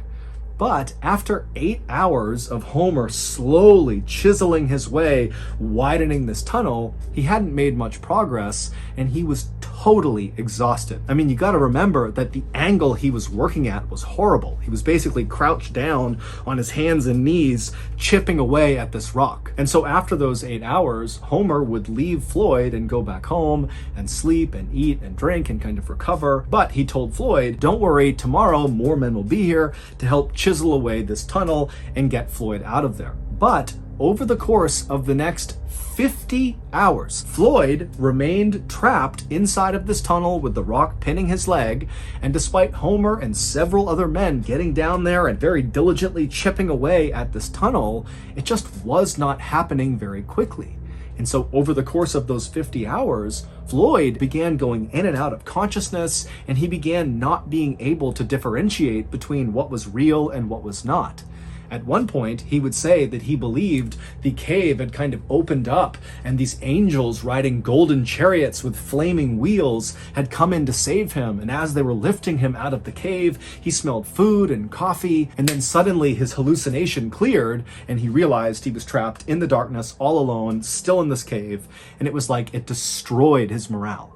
And so Floyd is really starting to go downhill, and the rescuers are realizing they need to do something, and they need to do something now. But at the 130-hour mark, things got even worse for Floyd. As he was laying there in the tunnel, this was sometime in the middle of the night, and so no rescuers were actively down there trying to chisel their way down to him. He was laying there and he was listening to the sound of the running water somewhere outside the cave, and that sound was kind of amplified down to him. And then all of a sudden he heard the sound of falling rocks somewhere up above, and then when those rocks stopped and it went silent again, he could not hear the sound of the running water. It was very muffled.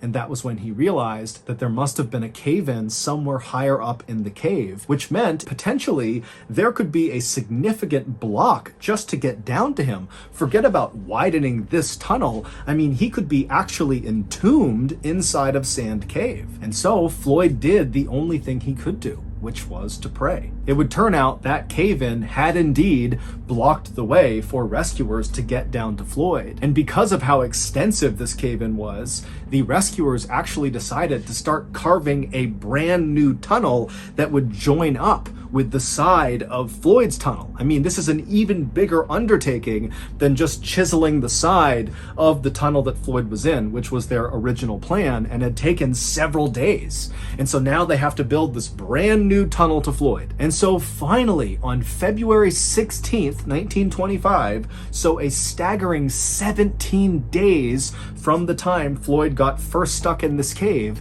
the rescue team finally punched through and reached Floyd. And as soon as they did, the lead rescuer looked over at Floyd, and then he paused, he turned up, and he just said, "Dead." It would turn out shortly after that cave-in, which sealed Floyd in completely inside of Sand Cave, at some point over the next couple of days, those rocks began to break free and tumble down the cave and began striking Floyd until finally one or several of those rocks hit him in the head or chest and killed him. So just imagine you are trapped. You've been there for several days. You're in total darkness. You're entombed inside of this cave. And periodically, rocks just come tumbling down and smash into you. Who knows how long it took to kill him, but that has to be one of the most agonizing ways to go ever. Shortly before that cave-in first happened, a photographer took a picture of Floyd, who at the time believed he was going to get out, and all the rescuers believed they were going to get him out. But shortly after this photo was taken, the cave-in would happen, and at that point, Floyd didn't know it, but he was doomed. Here is that photo. Floyd's body was eventually removed from Sand Cave. However, instead of being buried, because of the interest around this cave rescue that ultimately failed, there was a decision made to actually put Floyd's body on display inside of another cave. Basically, Floyd's body became a tourist attraction. And it would remain a tourist attraction for decades until finally he was removed from that cave and given a proper burial. Thank you so much for watching. Let me know in the comments what you thought of today's episode. And also remember, we have hundreds more videos for you to binge right now. But if you want a recommendation of, which video to invest your time in, well, here are two great options right here. If you want more MrBallen content, click on this one. And if you want some redacted declassified mysteries with Luke LaManna, click over here. All right, until next time, see ya. Today's story is a medical mystery that comes from the remote forests of Papua New Guinea. And let's just say the mystery illness is absolutely horrifying. I mean, the symptoms alone are straight nightmare fuel. But perhaps the worst part of this mystery disease is how it was determined that it was being spread, something that took a long time to figure out. But my goodness, the way this thing was being spread is just... you'll see. But before we get into today's story, if you're a fan of the strange, dark, and mysterious delivered in story format, then you've come to the right place because that's all we do, and we upload once a week. So if that's of interest to you, please offer to dry clean the Like Button's laundry, but instead of using starch, use super glue. Also, please subscribe to our channel and turn on all notifications so you don't miss any of our weekly uploads. Okay, let's get into today's story.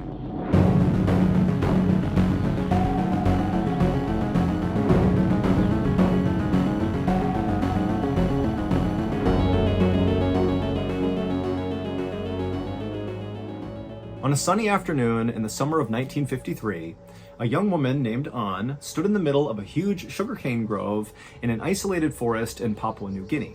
And around her were all her relatives and neighbors, and they were all there to mourn the loss of An's sister, whose name was Tan. She had passed away 3 days earlier from a very mysterious illness that people in An's village called kuru. And in their language, the word kuru meant trembling. Now, keep in mind, this particular mystery illness that was called kuru only affected the people in An and Tan's village. This is like a hyper-specific illness that only happened inside of this little forest to these people. But An and the rest of the people in her village had seen this happen over and over and over again every year, and so they knew what happened when you got kuru because it was always the same. As soon as you began to tremble, that was kind of like the first sign. 1 year or so after that moment, you lose control of all the muscles in your body until you die. And so in Ton's case, so An's sister, she had watched this happen exactly as it did for everybody else that ever got this illness. She started with the tremors, and then before long, she couldn't even stand up or walk around. And then finally, her sister lost control of the muscles in her throat, and so she couldn't eat despite being hungry. And so ultimately, she died of starvation, which is like one of the worst ways to die. It's incredibly slow and very, very painful. And so ever since Ton's death 3 days earlier, the village had been performing all these rituals and prayers in an attempt to assist Ton's spirit on its way into the afterlife. And this type of very involved funeral was absolutely customary in An's culture. An and her family and all of these villagers were members of the Foray people, who were native to Papua New Guinea, which is an island just north of Australia. And in 1953, when this story is taking place, the Foray people numbered about 11,000 people. And remember, they live in a very isolated forest. They are basically cut off from the world for the most part. But they were beginning to fear that they were going to go extinct because of Kuru. Every year, the Foray people lost 200 people to Kuru. And for the most part, the victims were women, like disproportionately so, which made it even more likely that the Foray people would go extinct. Because if you lose all the women, you can't have any more kids. And in fact, by 1953, so many women had died from Kuru that by this point, there were 3 times as many men as there were women. In fact, the leading cause of death for Foray women was Kuru. But the Foray people did not view Kuru as just an illness. They actually viewed it as a curse. In fact, that was completely accepted that that is exactly what it was. This is not like getting the cold. Somebody did this to you, like a sorcerer somewhere, some unnamed sorcerer that's like coming into the forest is targeting these women and cursing them with Kuru.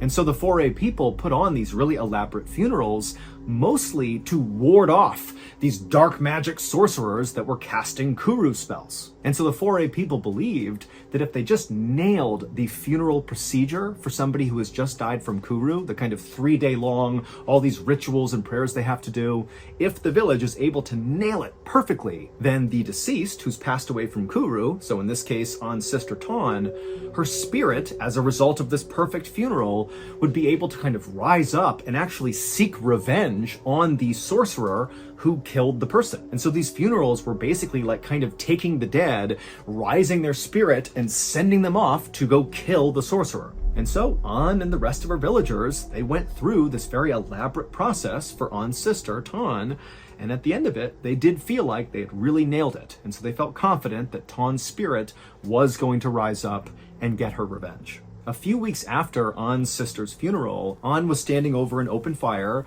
and she was cooking some pork and sweet potatoes. And as she went to flip the meat over, she reached her hand out and she noticed her hand was trembling, which is the first sign of someone with Kuru.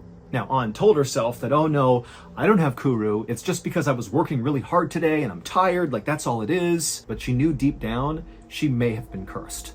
An did her best to kind of hide her trembling hands.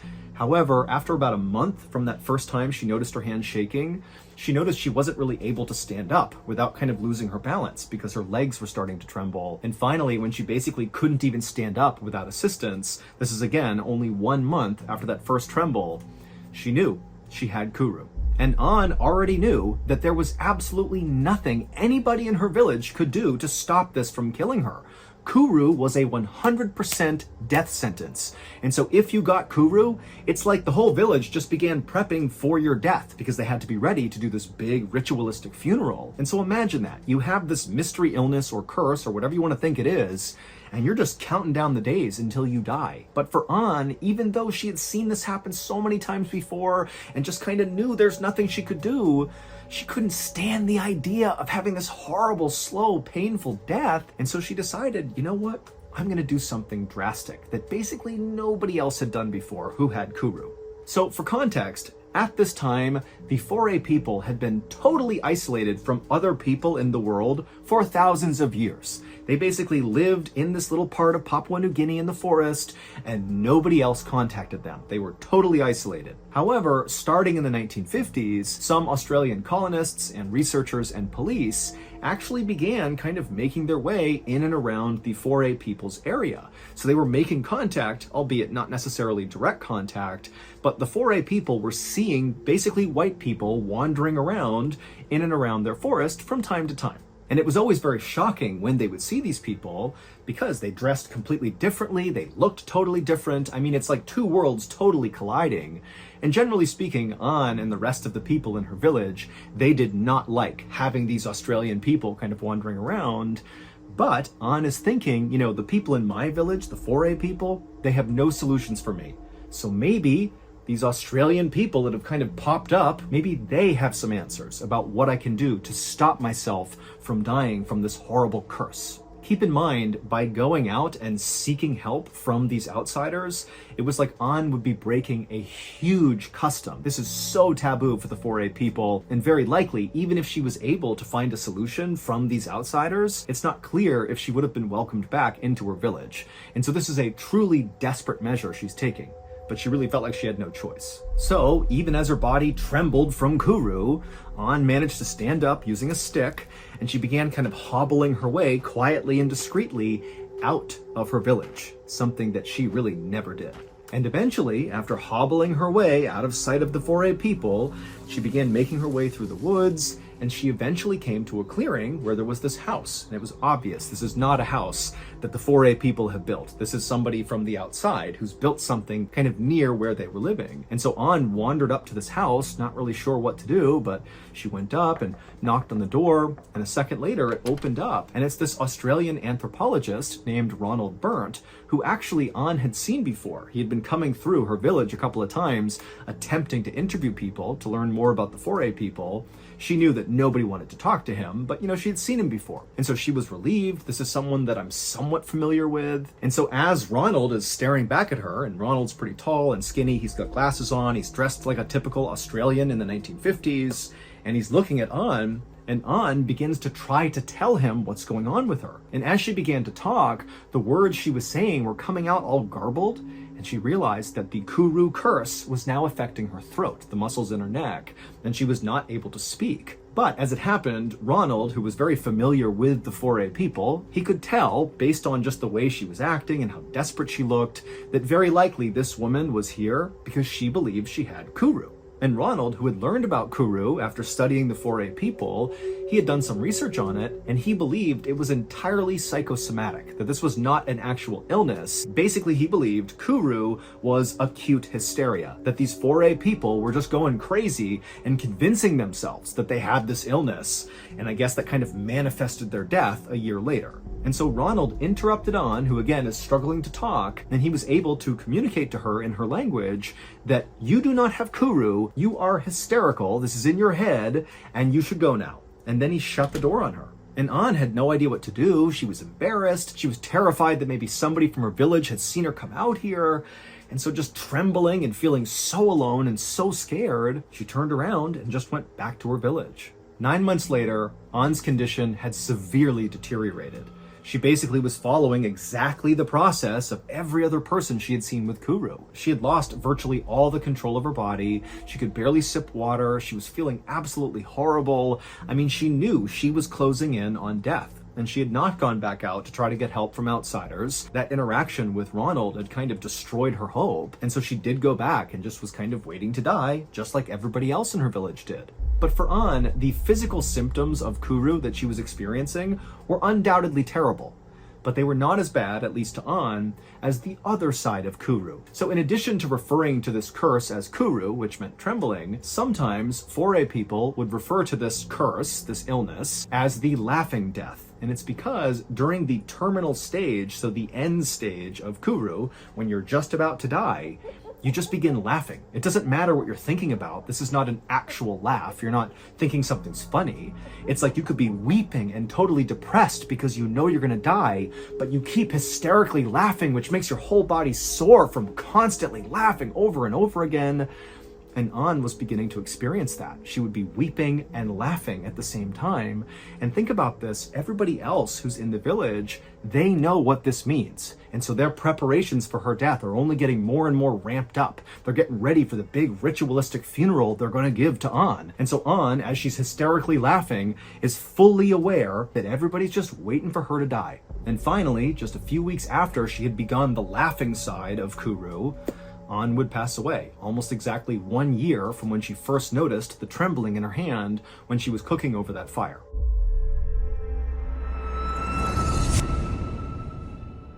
If you don't know this, late last year, we launched a brand new, strange, dark, and mysterious show called MrBallen's Medical Mysteries. And so far, people love it. It is a free weekly show where each week we explore a new, baffling mystery originating from the one place we all can't escape: our own bodies. Topics discussed on the show range from obscure diseases and freak occurrences to totally weird medical mishaps that sometimes result in big, amazing discoveries and other times result in just unimaginable suffering and death. So, if you're a fan of the strange, dark, and mysterious, then you really ought to give MrBallen's Medical Mysteries a try. To start listening, go look up and follow MrBallen's Medical Mysteries on any podcast platform, and boom, you're in. You got yourself a new weekly show. But if you're super impatient, like I am, and you can't wait a whole week to get a new episode, well, with your Prime membership, you can listen to an entire batch of 8 episodes at once, because we release them 8 at a time on Amazon Music. Also, on Amazon Music, there are no ads. And if all this was not enough to sell you on maybe giving the show a try, well, then stick around at the end of this video, and I'll play you a sneak peek from our newest episode of MrBallen's Medical Mysteries.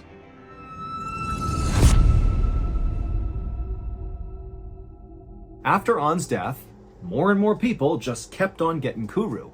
And over the next 7 years, it was like clockwork. 200 plus 4A people died from Kuru every year, and nobody had any idea how to stop it. It just became a part of their lives. And again, they kept getting closer and closer to being extinct. It was this really terrifying time. 7 years after An's death, so in 1961, a medical anthropologist named Shirley Lindenbaum was sitting in her office at City University in New York reading over old scientific articles. And as she was just kind of flipping through them, she noticed there was an article from an Australian anthropologist named Ronald Berndt, the same guy who had turned An away and told her, no, you don't have Kuru, that's not real, it's psychosomatic. And in this article, Ronald outlined these symptoms that the 4A people were exhibiting that obviously were not real. They had tremors, loss of muscle control, and huge mood swings. But Ronald was like, it's all in their head. It's not a real disease. But to Shirley, as she's reading this, she's thinking, why has Ronald decided this has to be psychosomatic? These symptoms seem like a real disease, like a neurological condition. Something must be attacking their brains, causing them to have these symptoms and then die. But when Shirley, just out of curiosity, began to do some additional research on the Kuru disease, or whatever you want to call it, she discovered that there was basically no real research other than Ronald's about this weird illness. And so she decided, you know what, there's a gap in the research, and I'm going to fill it. I'm going to figure out what's going on with the 4A people and this weird thing called Kuru. So the following summer, when Shirley finally had some time, she left New York and flew to Papua New Guinea, and she made her way into the forests to contact the 4A people. And eventually she reached some of these small villages that contained 4A people, and the 4A people, even if they didn't necessarily embrace Shirley, many of them were open to at least speaking to her and talking about their culture, their customs, their history, and of course, talking about Kuru, this curse. And eventually, Shirley made her way into this one particular 4A village where she actually saw a white man just walking around in this village. So he really stood out. And so immediately, Shirley walked up to this guy, and he introduced himself as Dr. Michael Alpers, and he told Shirley he had been living in these villages with the 4A people for several months because he was studying Kuru. He wanted to figure out, what's actually causing it, because he also felt very skeptical at the idea that this is just psychosomatic. That did not seem very plausible. And so Shirley and Dr. Alpers were totally aligned, and they're like, hey, let's swap notes and do this together. And so Shirley began telling Dr. Alpers about what she had learned so far, and she said that when she showed up in Papua New Guinea, she believed what this was, what Kuru was a genetic brain disease, meaning it would be passed down from, parent to child and so on and so forth. But she quickly discovered that after conducting research and talking to the 4A people in these villages, that was not the case. This was not something that went from parent to child. Instead, Kuru appeared to spread amongst tight-knit social groups within these villages, which seemed to indicate this was actually a contagious disease, not a genetic one. And so she told Dr. Alpers that now her working theory was that Kuru was actually a contagious type of encephalitis, which is inflammation of the brain. But Shirley also said to Dr. Alpers that that did not explain why so many victims of Kuru were female. And Shirley also said to Dr. Alpers that, I've been around loads of people with Kuru and I don't have it, so how can it be contagious? Dr. Alpers agreed with everything Shirley was saying, and in fact had come to a similar conclusion himself, which meant he also had the same questions. Why only women, and why wasn't he getting it? But he told Shirley that when he began trying to answer this question, he discovered that actually, in addition to lots of women getting Kuru, also lots of kids got Kuru. Not necessarily parent to child, but also children in these villages seemed to be slightly more susceptible to getting Kuru than men. And in fact, Dr. Alpers told Shirley that right now there was a 12-year-old boy who was in the final stage of Kuru, so the laughing stage, the terminal stage, and because this boy's parents knew their son was going to die, they were so desperate and grief-stricken that when Dr. Alpers came by and offered to do an autopsy on their son when he passed to try to learn more, the parents agreed, even though that meant totally breaking 4A custom. So this was like major taboo decision. But again, the 4A people are getting more and more desperate as they go closer and closer to the brink of extinction from Kuru. A few days later, Dr. Alpers found Shirley, and he told her that the 12-year-old boy had passed away, and so now it was time to conduct the autopsy. And so he led Shirley to a clearing in the woods that was kind of far away from the eyes of the villagers, and there was a makeshift autopsy table with this boy's body on it. And while Shirley really could not stand to watch this actually happen, she did go over after Dr. Alpers had opened up the boy's skull, revealing his brain. And he yelled to her, "Hey, you have to come over here and look at this."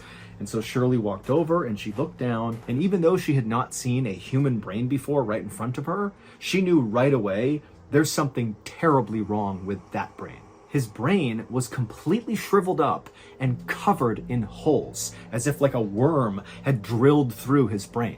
And so Shirley and Dr. Alpers immediately knew this brain has to be sent off for further testing because something's happening here that's not psychosomatic. This is a real disease that is killing these people. About a year later, Shirley was back home in New York in her office when she received a letter from a research team at the United States National Institutes of Health, or NIH for short. And the NIH is one of the largest medical research facilities in the world. And it was where Shirley and Dr. Alpers had sent off that boy's brain for further study. And so by getting this letter, Shirley knew she was going to get information about whatever they discovered in this boy's brain. And so she ripped it open and pulled out the report and began reading. And the researchers said they had spent the last year, studying this brain tissue. And while they still didn't really understand how Kuru even happened and what caused it, was it a virus or an infection? They didn't know, but they had discovered something about how Kuru spread. During one of their experiments, the NIH researchers had injected some tissue from this boy's brain into a chimpanzee, and very quickly, that chimpanzee developed Kuru. And so this told the researchers that yes, Kuru was contagious, and it spread through infected brain tissue. But how one person's infected brain got into another person's brain was the big mystery. But at least they had found something. But as Shirley read this, because she had done all that research when she went into the forests of Papua New Guinea and spoke to all these 4A people, she had learned a lot about what they did on a day-to-day basis and, what their various customs and rituals were. And she actually knew exactly how something like this could happen, something that only the 4A people were doing. During her research in Papua New Guinea, Shirley had learned that 4A people believe all humans have 5 distinct souls. There was that one soul that 4A people believed they could basically summon up out of a deceased person that would then go avenge that person's death. So think about how all those people who died from Kuru, they believed that was a curse from some sorcerer. And so a big part of that funeral process was to call out that soul to go avenge their death, go find the sorcerer and kill them. But that was just one soul. There were 4 others. And of these 4 others, there was one called the Quila, which was the most dangerous. Quila meant flesh in the 4A people's language, and this soul was like a manifestation of death and decay, because that's what our flesh does. It just kind of gradually dies all the time. And so they looked at the flesh as being a really bad thing. And so they believed after someone died, their flesh needed to be stored properly. Otherwise, it would pollute the air and cause more death and decay for other people that were still alive. And the safest place, according to the 4A people, for the quila to be stored, so human flesh, was inside of a woman's body. And the reason for this is 4A people believe women's bodies are much more resilient than men's, and so if anybody could withstand holding quila inside of them, it would be the women. But there was a very specific process that the 4A women had to follow in order to kind of put this quila inside of themselves. And multiple 4A women had explained this totally bizarre process to Shirley when she was out there talking to the people in the village. The way it worked is a few days after a 4A member has passed away, this huge feast is prepared. Except the feast only consists of the quila. Basically, the person who is dead is chopped up and prepared by the women, like their entire body gets consumed. Now, keep in mind, anybody hearing about this who's not a member of the 4A people would be like, oh my God, that's horrible. But to 4A people, this ritualistic cannibalism was actually an act of love. The idea was, by having these women consume the quila, consuming the dead person, you're protecting the living because you don't want the quila out and about polluting the air, and you are respecting the dead. But remember, kuru got spread through infected brain tissue. And it just so happened that during these funeral feasts, when they were consuming the quila, the brain of the deceased person was an absolute delicacy. And so the brain was reserved for close female relatives of the deceased person. And so during An's sister's funeral, so when Ton passed, what do you think An ate? She ate Ton's brain. And then also, critically, Shirley had learned that a lot of these women who were given the brain, this delicacy during these funerals, they would often sneak little pieces of the brain and hand it out to kids as like a little treat. They would take the brain and eat it, nobody knew. That's why the kids were also getting kuru. And so a few years after this incredible discovery by Shirley about how kuru was being passed along, the Australian colonial government banned the practice of ritualistic cannibalism in Papua New Guinea. Basically, they were telling the 4A people to stop eating the dead. It's what's killing you. And the 4A people, who were very desperate to stop being killed by kuru, they took to it, stopped eating each other, and so kuru was virtually eradicated, and the 4A population, instead of sliding towards extinction, actually began to grow really fast. And today, the total population has at least doubled. And also, just to close this out, one final note is it took until 1990 to actually figure out what was going on inside of these people's bodies when they had kuru. Because back in the 60s, when they figured out how not to get kuru, nobody understood what was even happening. It was just like, don't eat other people and you'll be okay, but that's all they knew. And while the process in the human body that caused kuru remained a mystery for many decades after Shirley's big discovery, in the 1990s, researchers did finally figure out what's actually going on. Basically, somebody with kuru has these proteins in their brain called prions that fold wrong into the wrong shape and then cannot function properly. This loss of protein function rapidly kills brain cells, which in turn shrivels up the brain and causes all those holes all over it. Okay, here is the clip from our newest episode of Mr. Ballen's Medical Mysteries. Enjoy. A 40-year-old man stood next to his teenage daughter in a hospital room, clutching her hand as she lay there unconscious on a gurney. A flurry of doctors and nurses moved all around them, securing an oxygen mask over the girl's nose and jabbing her arms with needles. The father couldn't believe this was really happening. Just an hour ago, he'd come home to find his daughter passed out on the floor of the kitchen. Her face and neck were totally beet red. He didn't know what had happened, but his best guess was that maybe she had accidentally overheated the oven while making food, and then when she opened up the oven door, a rush of heat came out and it burned her. He didn't know what else could make her look so sunburned on such a cloudy December day. A nurse put her arms on the father's shoulders and told him he needed to step aside. So the father squeezed his daughter's hand one more time, then let the nurse guide him out of the hospital room. The nurse told the father that his daughter's kidneys were failing. They were going to rush her to the intensive care unit for emergency dialysis. The father blinked, trying to process what the nurse had just told him. He didn't understand how his daughter's burned skin could lead to kidney failure. People died from that. He watched helplessly as the medical team wheeled his daughter's gurney out of the room and down the hallway. And as they disappeared through a set of double doors, it hit him that he might have just seen his little girl alive for the last time. The father prayed that her doctors could figure out what was wrong with her before it was too late.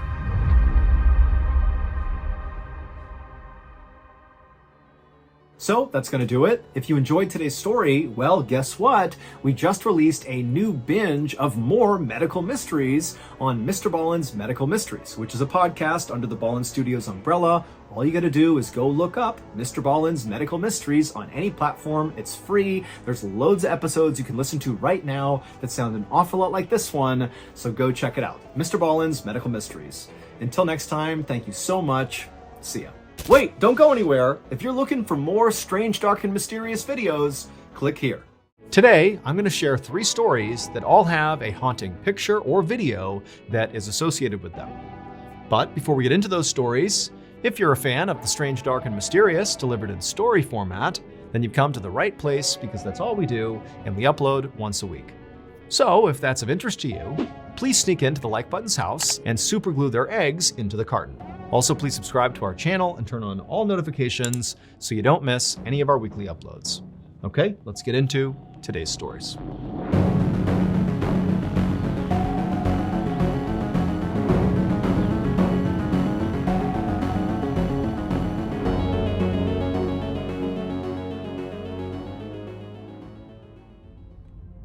On the evening of December 29, 1986, a California Highway Patrol officer named Craig Pyre drove his cruiser down Interstate 15 in San Diego, California.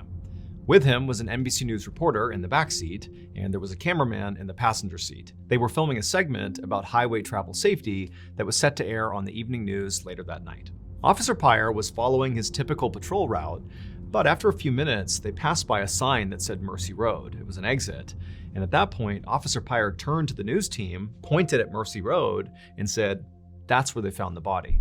So a little more than 36 hours earlier, at around 4 a.m. the previous morning, a 20-year-old college student named Kara Knott had been found strangled to death in a creek right near the Mercy Road exit. Kara had been on her way home from her boyfriend's house when, for whatever reason, maybe car troubles or maybe she was trying to help someone, but she wound up in that cul-de-sac, and then while she was there, she clearly encountered someone dangerous who took her life. And so this was actually why the California Highway Patrol and NBC News were collaborating on this news segment, because Kara's killer was still not caught.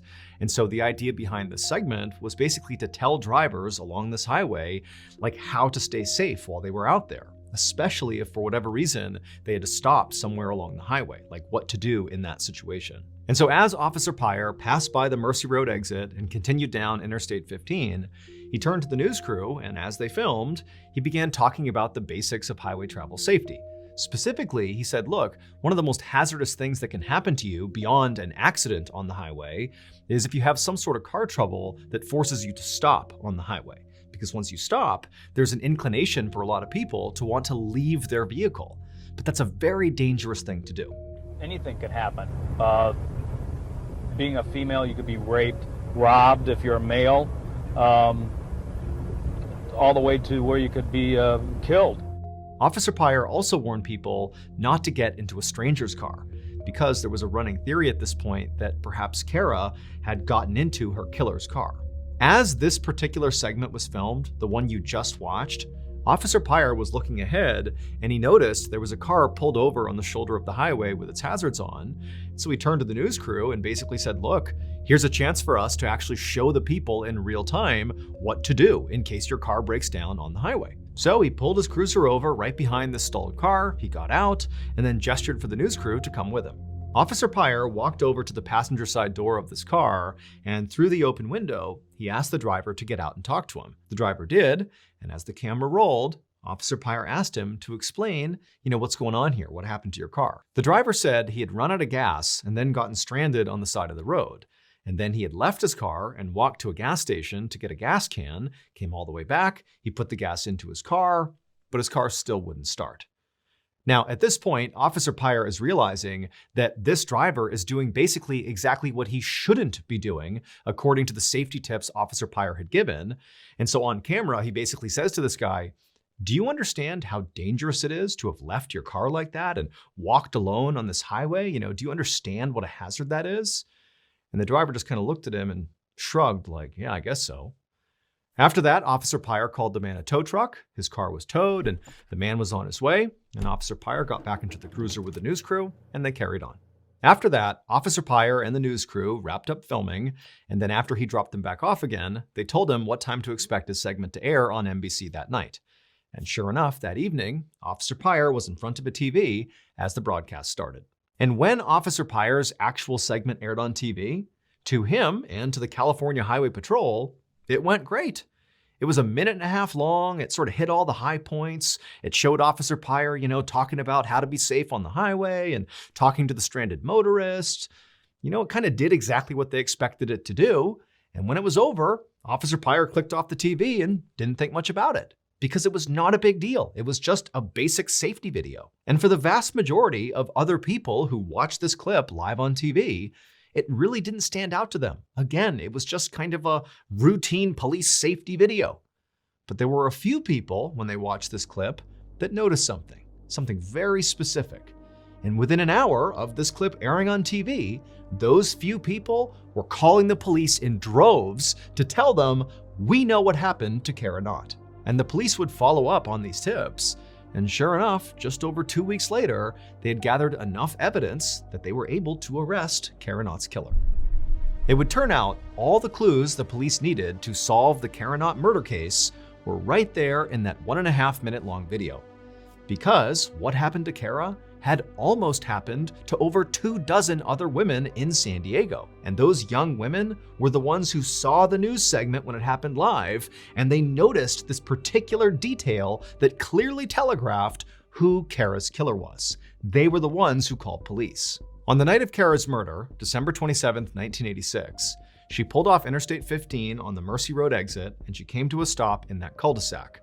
Now, we don't know exactly why she came to a stop in there, but either way, she was there, and that's where she encountered her killer.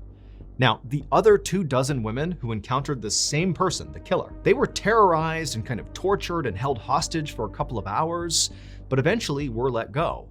But Kara wasn't. During her encounter, at some point, the killer clubbed her over the head and then strangled her to death with a rope.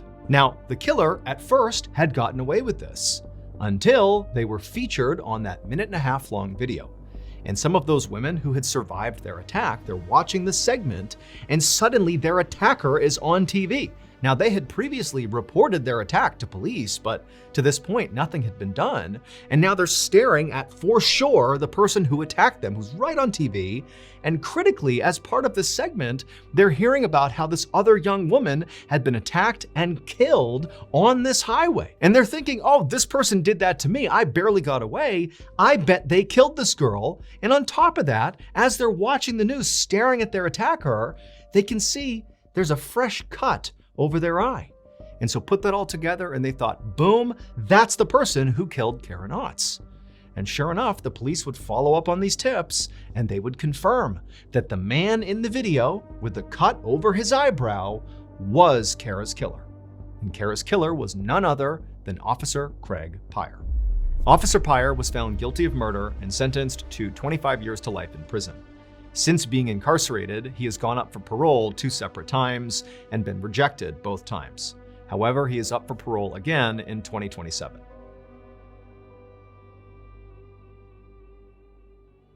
Thank you to BetterHelp for sponsoring today's video. This time of year, right after the holidays and the new year, can be pretty difficult.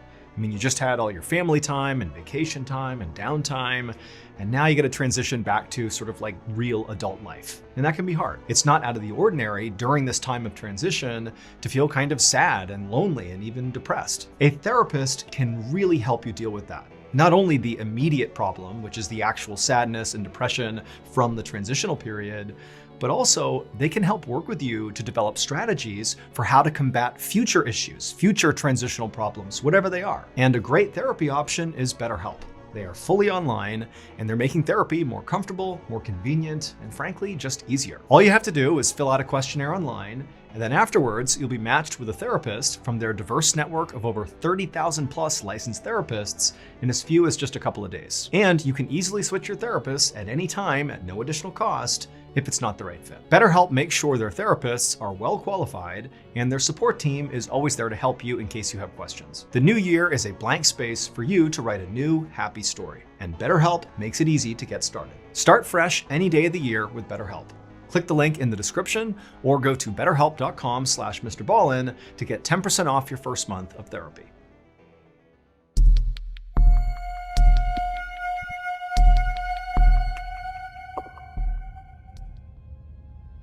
Around 1 p.m. on November 28, 1979, a 52-year-old tour guide named Peter Mulgrew stood at the front of the cabin of Air New Zealand flight TE901. Out the window next to him, he looked out and he saw this vast white landscape reflecting the afternoon sun. And so he grabbed the microphone and announced to the 237 passengers that they were now flying over Antarctica. The passengers got really excited and immediately pulled out their cameras and began snapping photos left and right. And as you can see from some of the photos that they took, a lot of the passengers actually got up out of their seats and moved around to get the best angle of the ground down below. Now, on a normal commercial flight, that behavior would not be okay. You can't just, wander all around the cabin. You need to basically stay seated. But this was not a normal commercial flight. This was a sightseeing flight. Air New Zealand regularly took off from New Zealand and would fly people up over Antarctica, and their tour guide would point out a few landmarks down below, and then that flight would land back in New Zealand. That was the whole thing. It was just a chance to go out and see Antarctica and take photos. Peter had been a tour guide for this flight many times before, and so he knew what to expect. He not only knew kind of how passengers react, but he also knew exactly when to look out which side of the plane to get the best view.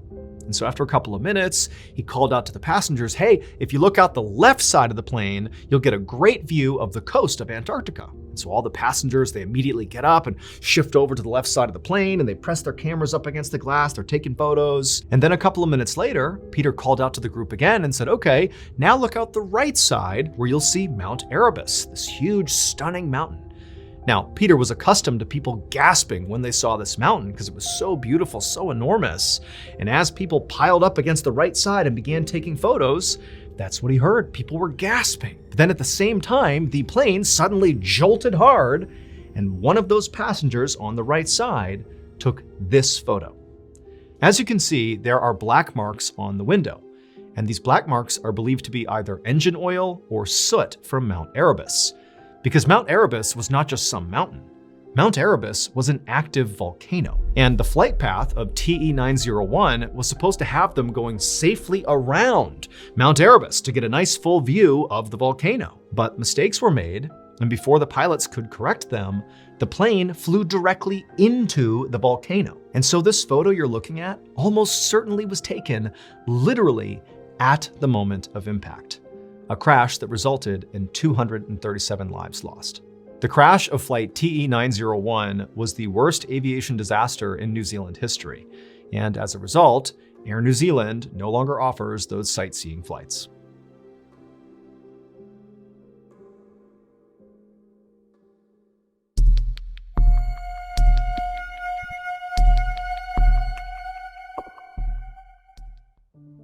At 5:30 a.m. on July 16, 1945, a 13-year-old girl named Barbara Kent was sleeping inside of a cabin in Ruidoso, New Mexico, where she was staying for a sleepover summer dance camp. And as she slept, suddenly there was this loud booming sound that literally shook her awake and actually caused her to fall out of her bed onto the floor. Barbara sat up feeling totally confused, and she looked around the cabin and she saw the 9 other girls that were also here for the sleepover camp. They too were wide awake, and some of them also had fallen onto the floor. And so the girls, they're all freaking out. They're looking at each other like, what's going on here? What was that? And as this kind of pandemonium is ensuing, their lead dance instructor came running into the cabin and told the girls that she thought thought one of the cabin's heaters had exploded and that potentially there could be a fire somewhere on the camp. And so all the girls, they're already totally panicked. Now they're getting really scared. And the instructor's just like, all right, girls, go outside, stand by the river. I'm gonna go find wherever this explosion happened and make sure everything is okay. And so the girls, they were led outside, totally a mess, and they went and stood by this river near the cabin and waited for their instructor to go look around. And so Barbara and the 9 other girls, they're totally terrified and they're standing by this riverbank and they're kind of looking around the property, seeing if they can see smoke or fire, but they can't. And as they're standing there waiting for their instructor to come back, Barbara felt something hit the tip of her nose, and it was cold and soft. And she looked up and she realized it was snowing. But it's July in New Mexico. It should not be snowing. But sure enough, snow was coming down from the sky. And as the snow came down on Barbara, she looked at the other girls, and they too were looking up and putting their hands up and letting the snow hit them in the face. They couldn't believe it. I mean, this was like a totally rare weather event. And so a minute later, their dance instructor came back and told the girls that, she looked all over the camp and there did not appear to be a fire or an explosion of any kind, that everything seemed fine. They didn't know what that loud sound was, but, by all accounts, it seemed safe here. And so the girls were very relieved to hear this, but already their attention had completely shifted to the snow. I mean, again, it's July in New Mexico. There shouldn't be snow. And so the girls, they turned to their instructor and they're like, okay, well, now that it's safe, would it be okay if we put on our bathing suits and just went swimming in the river while it snowed on us? I mean, this is incredible. And the instructor, who to this point had really been focused on finding the fire and the hazard or whatever, now that she knew things were safe, she kind of took in the scene and also suddenly appreciated how unbelievable it was that there was snow coming down. And so she told the girls, yeah, get your bathing suits, go swimming, enjoy this. This is totally like a once in a lifetime moment here. And so very excitedly, Barbara and the other girls ran back into the cabin, they changed into their swimwear, and then a moment later, they were out frolicking in the river as the snow fell on top of them. And for hours, they just played in the river and enjoyed the snow. And the snow was kind of building up on the riverbanks. And so some of the girls went over and scooped it up and rubbed it on their faces and, made snowballs, and they just had a great time. And at one point, the dance instructor came by and actually took a picture of Barbara, who was right in the middle of the river enjoying this bizarre scene. But eventually, despite how fun the snow was, the novelty of it all sort of wore off, and the girls got tired of swimming, so they changed into their regular clothes and went about their day. And over the course of the next few days, summer camp went as normal. The girls had a great time, and when summer camp ended, all the girls went home. Now, the girls never got an explanation for why it had snowed. They all just assumed it was some super rare weather event that they had been lucky enough to experience. Until 17 years later, when Barbara was 30 years old at this point, and she learned that all the other girls she had gone to the dance camp with had died. One by one, each of those girls were diagnosed with aggressive forms of cancer that killed them. Barbara was the only one who was spared. And she wouldn't get any clarification as to why that had happened until decades later in 2006, when Barbara was in her 70s, when the government finally came out and admitted the truth. It would turn out Barbara's dance instructor was correct in thinking there had been an explosion on July 16, 1945. But of course, it was not any of the cabin's heaters or anything local to the cabin or the camp. Instead, the explosion occurred 40 miles away at a US government testing site in the middle of the New Mexico desert. And the explosion that literally caused the girls to be dumped out of their beds was from the world's first ever atomic bomb being dropped. It was the Manhattan Project's Trinity test, a test that no civilians in the area had been warned about. And so after this bomb detonated, there was this nuclear fallout that rained from the sky on 500,000 people that lived within a 150-mile radius of the detonation site. And within those 500,000 people were those 10 innocent teenage girls at their dance camp. The snow that the girls played in was actually radioactive material from this nuclear fallout raining down from the sky that over the course of 17 years would give 9 of the girls various forms of cancer that would kill them. Here is the picture that the dance instructor took of Barbara posing in the middle of the river as the snow is falling all around her. As you can see, Barbara is smiling and looking up at the snow, not realizing it's literally going to kill almost everyone in that picture. As for Barbara, she did not die young. However, she would suffer from multiple cancers and illnesses, all associated with radiation exposure.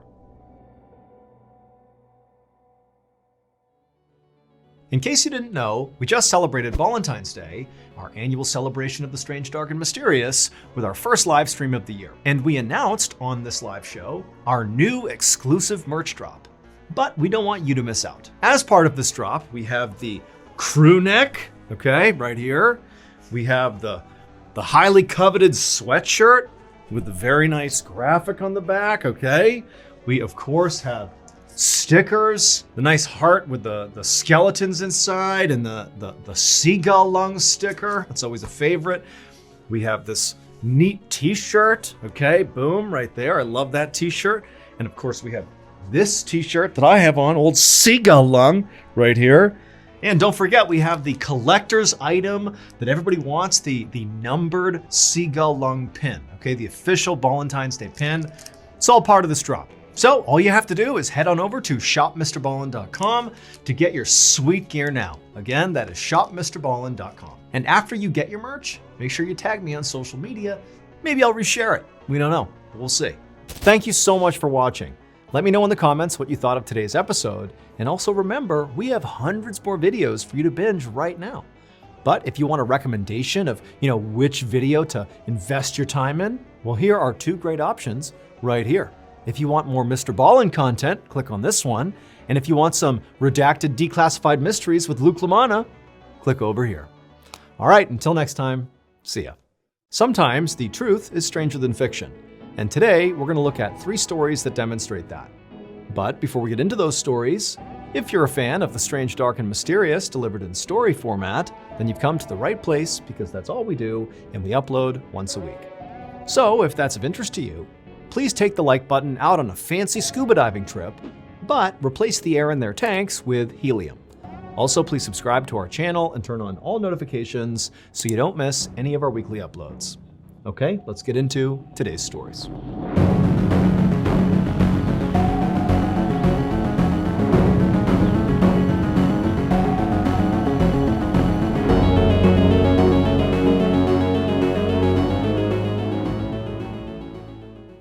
On the evening of March 27, 2013, a 45-year-old doctor named Marcelo Gurruchaga dug through a supply cabinet in the clinic that he owned in southeastern Spain. He grabbed an IV needle, anesthetic drugs, and a scalpel, and then he walked to the operating room in the back of the clinic, where his patient was already lying on the table. And as Marcelo looked at his patient, he couldn't help but feel incredibly anxious. This was easily going to be the most important and most dangerous surgery he had ever done.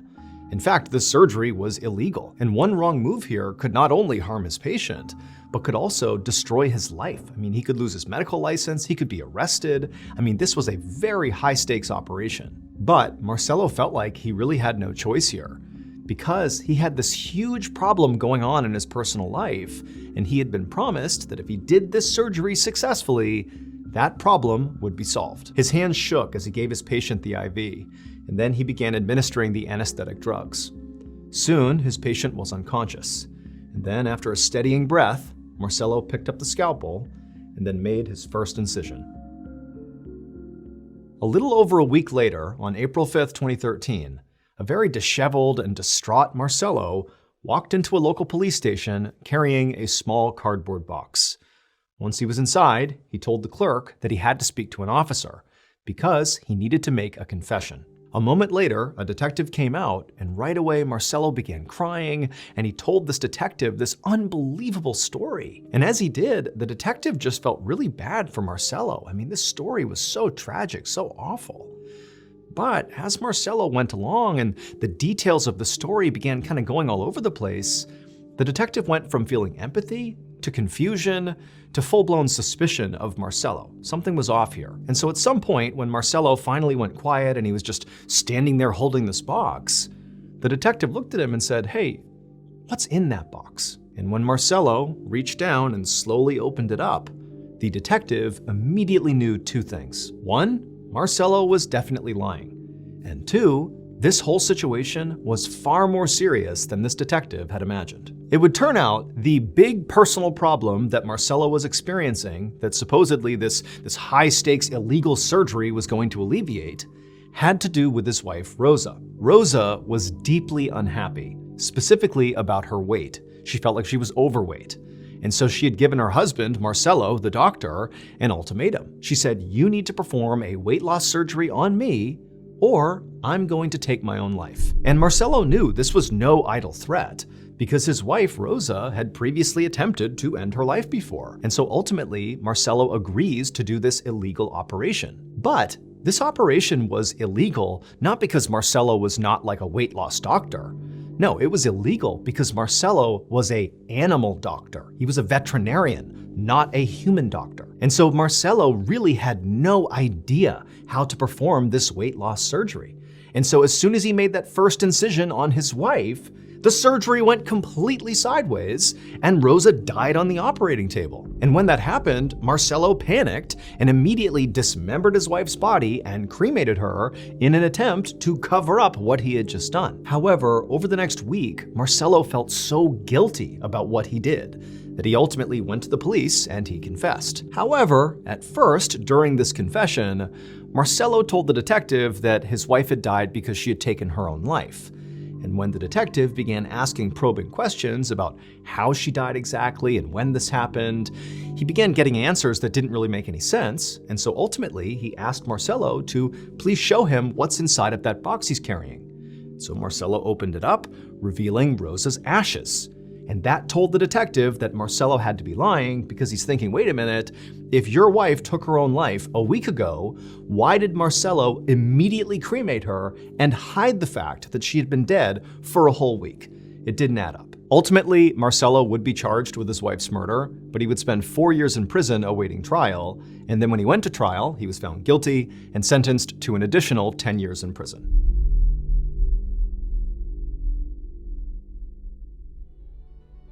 Hey football fans, Super Bowl 59 is right around the corner, so now is the time to get in on the action with my partners over at DraftKings Sportsbook. There is an insane deal right now where DraftKings is giving new customers $200 in bonus bets instantly after betting just $5. So here's your chance to make every play of the game a moment to be remembered. It's easy. Just download the DraftKings app now and sign up using the code MrBallen, and the crown is yours. You can use that $200 in bonus bets for DraftKings same-game parlays for a shot at an even bigger payout. You can even combine multiple bets together from the same game. And you're able to bet live on in-progress games as they're happening, which definitely gives watching the game a whole new level of excitement. So if you love the thrill of live betting, well, DraftKings definitely has you covered. But if sports betting is not available in your state yet, don't worry. You can still join in on all the fun with DraftKings Daily Fantasy to have the shot to win cash prizes. Download the DraftKings Sportsbook app now. New customers, use my promo code MrBallen and bet $5 on any wager to get $200 in bonus bets instantly. That's promo code MrBallen only at DraftKings Sportsbook.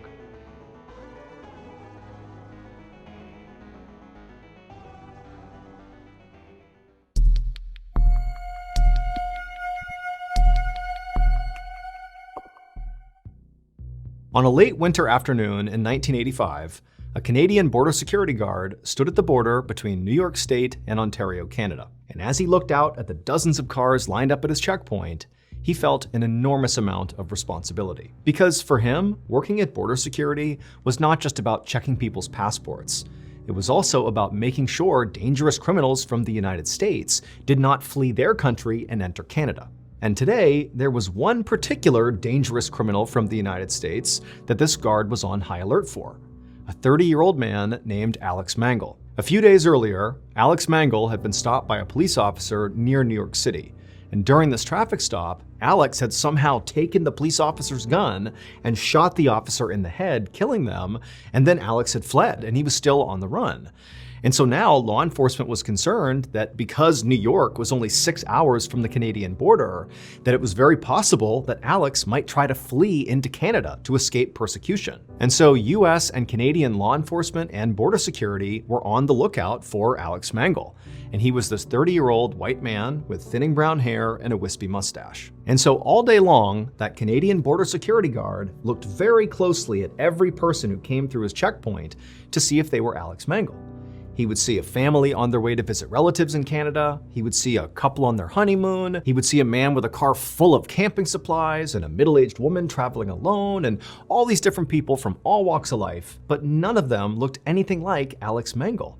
And so by the end of his shift, after checking dozens and dozens of cars and looking at every person, he felt certain that Alex Mengel had not slipped through his checkpoint. And so he clocked out and he went home. A few days later, on March 2nd, a police officer was patrolling this parking lot right outside of a shopping mall in Ontario, Canada, which was located about an hour and a half away from the border.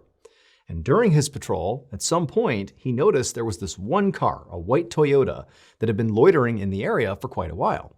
And so he decided to drive over and see what was going on. And when he got there, he looked inside the vehicle and he saw someone sitting on the passenger seat. And he was a white man, probably in his 30s, with thinning brown hair and a wispy mustache. And this officer immediately recognized this guy as being the wanted criminal, Alex Mengel. And so the officer immediately called for backup, and then he parked his car, got out, and approached the white Toyota where this guy was sitting with his gun drawn. And as the officer approached the passenger side door, the man inside turned, noticed the officer, jumped into the driver's seat, fired up the car, and the Toyota sped out of the parking lot. And so the officer, he jumps back in his cruiser and he takes off after him. And before long, it was like the entirety of the police force in Toronto was a part of this high-speed chase to catch this guy. And eventually they funneled the car into a dead-end street, and the white Toyota crashed into a stop sign, and then the man inside with the mustache and the thinning brown hair pops out, and immediately everybody sees, yep, that's Alex Mengel. He didn't put up a fight at that point. He was taken into custody. However, despite how relieved law enforcement was to have this cop killer in custody, they realized they didn't understand something. How was it that Alex Mengel got past border security and got into Canada? Everybody was on high alert looking for him. What happened? And so police were baffled until they searched that white Toyota Alex had been driving. On the night that Alex shot and killed that police officer near New York City, he immediately fled to this wooded area and hid out overnight. And then the next day when he got up, he was walking around and he happened to pass by this commercial building. And as he was looking at it, he saw this middle-aged woman, whose name was Beverly Capone, come out of the building and make her way towards her car, and she was all alone. And so Alex walked up to her and abducted her at gunpoint, and then he drove her to this cabin out in the woods that he knew would be totally isolated, no one was there. And once they got there, he murdered her, and then once she was dead, he stole her clothes and put it on, and also cut off her face and her scalp and put those on as well. He was literally wearing her skin and hair. And he hopped in that white Toyota and he drove up to the Canadian border, and amazingly, he got through the checkpoint into Canada without anybody noticing. It would turn out that Canadian border security guard who all day was checking for Alex Mengel did actually see Alex Mengel. He just didn't recognize him because Alex Mengel was wearing Beverly Capone's face, hair, and clothes. And so he thought he was just a middle-aged woman traveling alone, and he let him on through. And so police would figure this whole thing out when they searched that white Toyota, because they would find lying on the floorboard was Beverly's dress, scalp, and face. Alex was deported back to the US. However, before he could stand trial, he attempted to escape a prison transport and in the process got shot to death by police. However, that was not the end of Alex's story. Following his death, officers continued to investigate him and also his property, and at some point during a search of his property, they would discover all these photos of unidentified women, along with these maps where these very isolated places in New York and Pennsylvania were circled, and nobody knows what they mean. Now, police have not conclusively linked Alex to any other murders, but he does remain a suspect in several cases, and in fact, many investigators believe Alex was actually a serial killer. However, we'll probably never know how many people Alex actually killed because he took all of his secrets to the grave.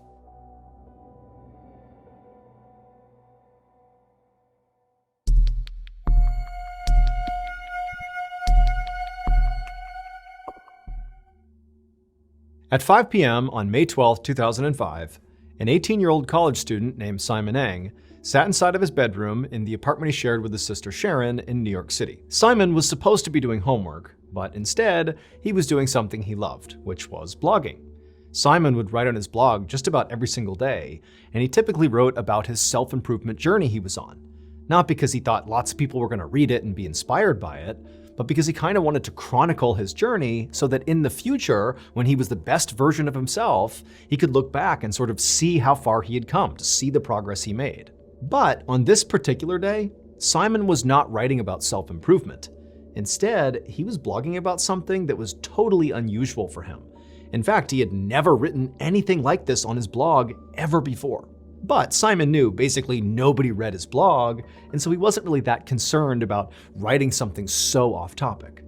And so at about 5:05 p.m., when he was done with this very strange blog post, he didn't think twice. He just hit post. 5 hours later, at about 10 p.m., an NYPD detective, along with some other police officers and first responders, arrived at Simon and Sharon's apartment. They went inside and went straight to Simon's bedroom, and there they would find Simon. He was laying perfectly still on the ground, his feet were bound by duct tape, and he was covered in stab wounds. They rushed up to him to feel for a pulse, but very quickly they discovered he was dead. And then before they could even process what had happened here, they heard moaning coming from the other bedroom across the hall. And so they rushed in there, and they would discover Simon's sister, Sharon. She also was covered in stab wounds and laying on the ground, but she was still alive. And so they tried to rush her to the hospital to try to save her life, but in transit, she would die. And she would also die before she could actually tell authorities what happened to her and her brother. For the next 3 days, investigators could not make sense of Simon and Sharon's murders. But then a detective discovered Simon's blog, and they found his final entry. And it was that very unusual post that Simon did that was not anything to do with his self-improvement journey. Well, it would turn out that last post broke the case wide open. Right before Simon was killed, he wrote in his blog about what was actually happening in his apartment, like in real time, literally what he was seeing and hearing. Here is a screenshot of that blog post. It says, quote, "Today has been weird. At 3, some guy ringed the bell. It was my sister's former boyfriend. He is still here right now. Hopefully, he will leave soon." Sharon's former boyfriend was a man named Jin Chung Lin. And a year earlier, he and Sharon had gone through a really rocky breakup. Now, Sharon had moved on and kind of gotten over the breakup, but Jin hadn't. He was still furious about the way things ended. And so he ultimately went to Sharon and Simon's apartment to get revenge. And his revenge was murdering the brother and sister. When police confronted Jin with information from Simon's blog post, he immediately confessed to the murders. Jin was tried and found guilty of the murders and sentenced to life in prison without parole. Today, Simon's blog is actually still available online, so you can go and see his final post. However, what you'll really see if you go to his blog is the thousands and thousands of comments from people all around the world hoping that Simon and Sharon rest in peace.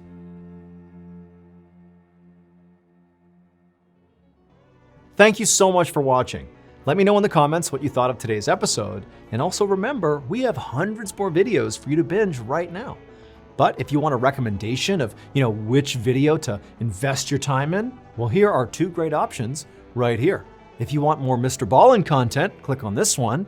And if you want some redacted declassified mysteries with Luke Lamanna, click over here. All right, until next time, see ya. Today, we're going to cover 2 very strange but very true stories. But before we get into those stories, if you're a fan of the strange, dark, and mysterious delivered in story format, then you've come to the right place because that's all we do, and we upload once a week. So if that's of interest to you, please invite the like button to go skydiving with you, but replace their parachute with an anvil. Also, please subscribe to our channel and turn on all notifications so you don't miss any of our weekly uploads. Okay, let's get into today's stories.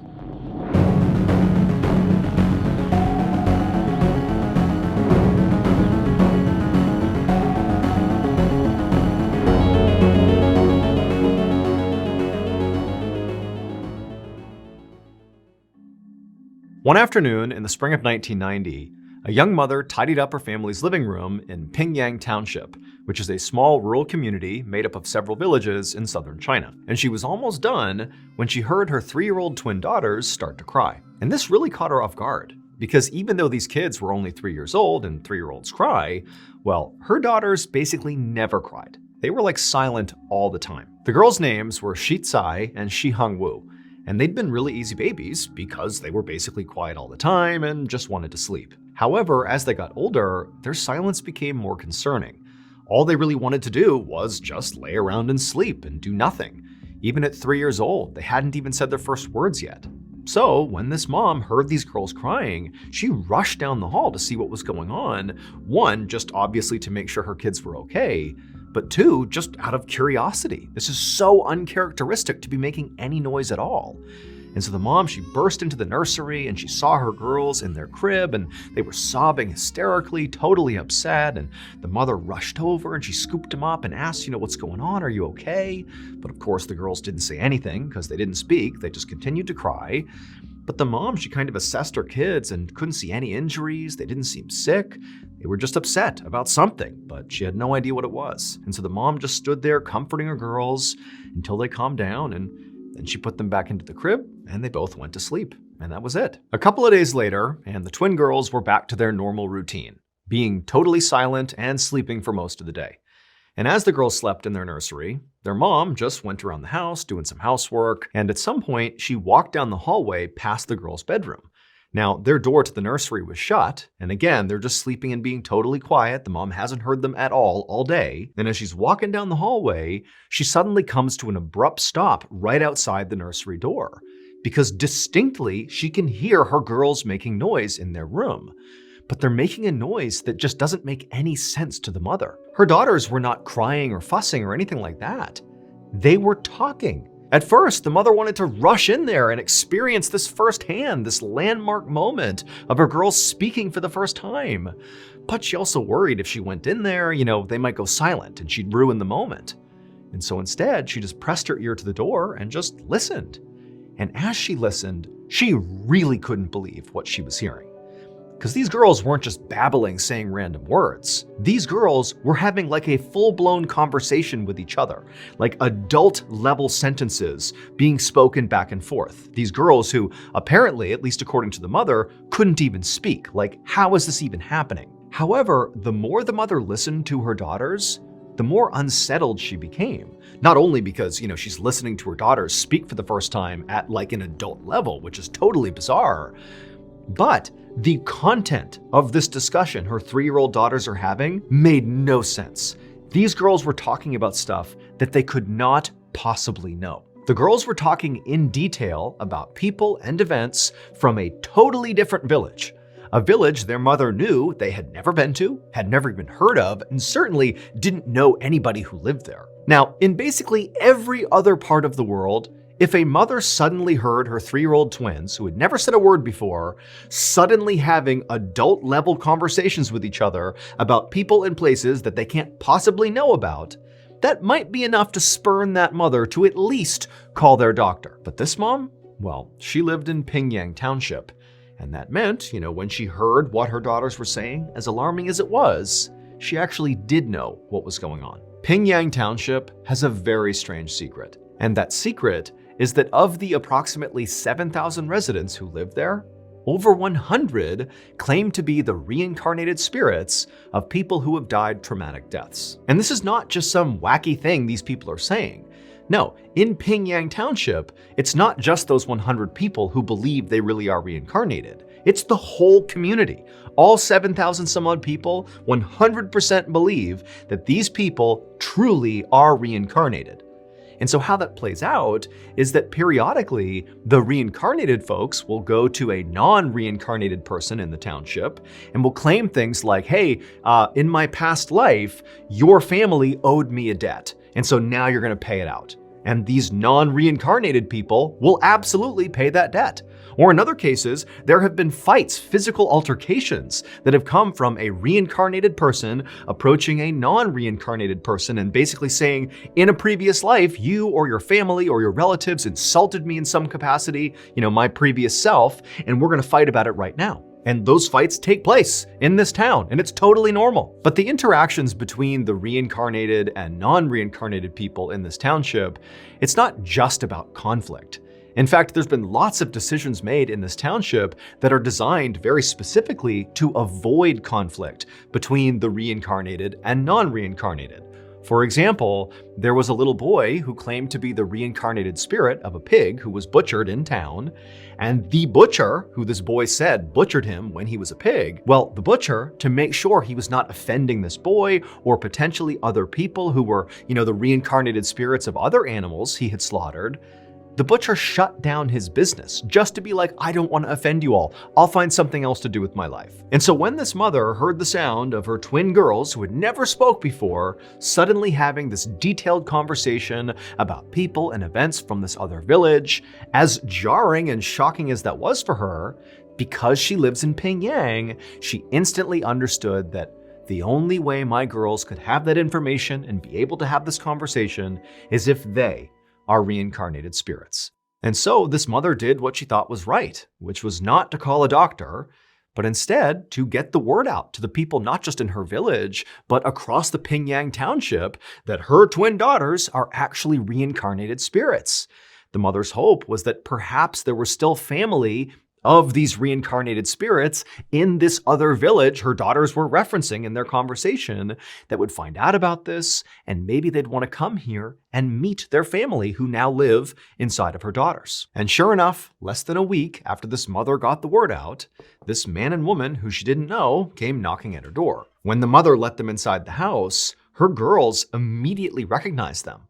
One of the twins said that this was her mother and father from her previous life. Then the twins, these little 3-year-old girls, went on to tell this unbelievably complicated and sophisticated story about how in their previous life, these twin girls were not actually sisters. Instead, they were best friends, and together they had taken their own lives approximately 1 month before they were reborn in the bodies of these twin girls. And so after that, the twins just continued talking to this man and woman for quite some time, giving specific details about this village that, again, these girls, at least according to their mother, had never been to before. These girls also gave intimate details about these teenage girls' lives and even had information that was very specific to what happened to them when they took their lives and, where their bodies were found. Again, information these girls shouldn't have. And then at some point, the mother of the twins asked this man and woman, like, are these details they're giving you accurate? Is this true?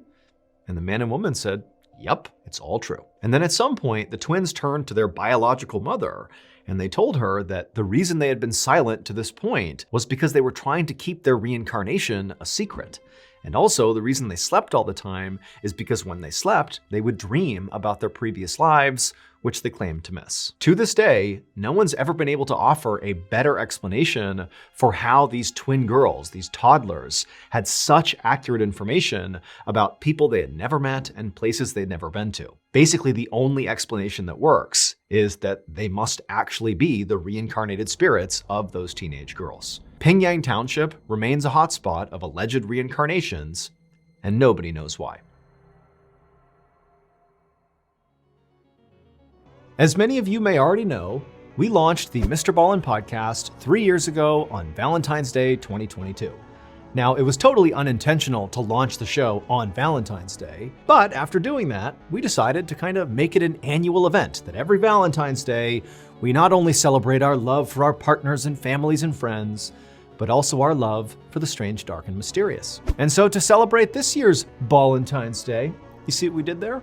We are going to host our very first live show of the year, and it will be totally free right here on YouTube. All you have to do is click the link in the description, and that will bring you right on over to the scheduled live show so that you can set a reminder and get a front row seat. Valentine's Day is on Friday, February 14th, and the live show starts at 1 p.m. Eastern. Again, it's going to happen right here on YouTube for free, so go ahead and click that link and enjoy the show. Okay, so this next story is going to sound really far-fetched once it gets going, but stick with it because at the end, there is a crazy plot twist. Like, this is one of the better stories we found in some time, so stick around till the end.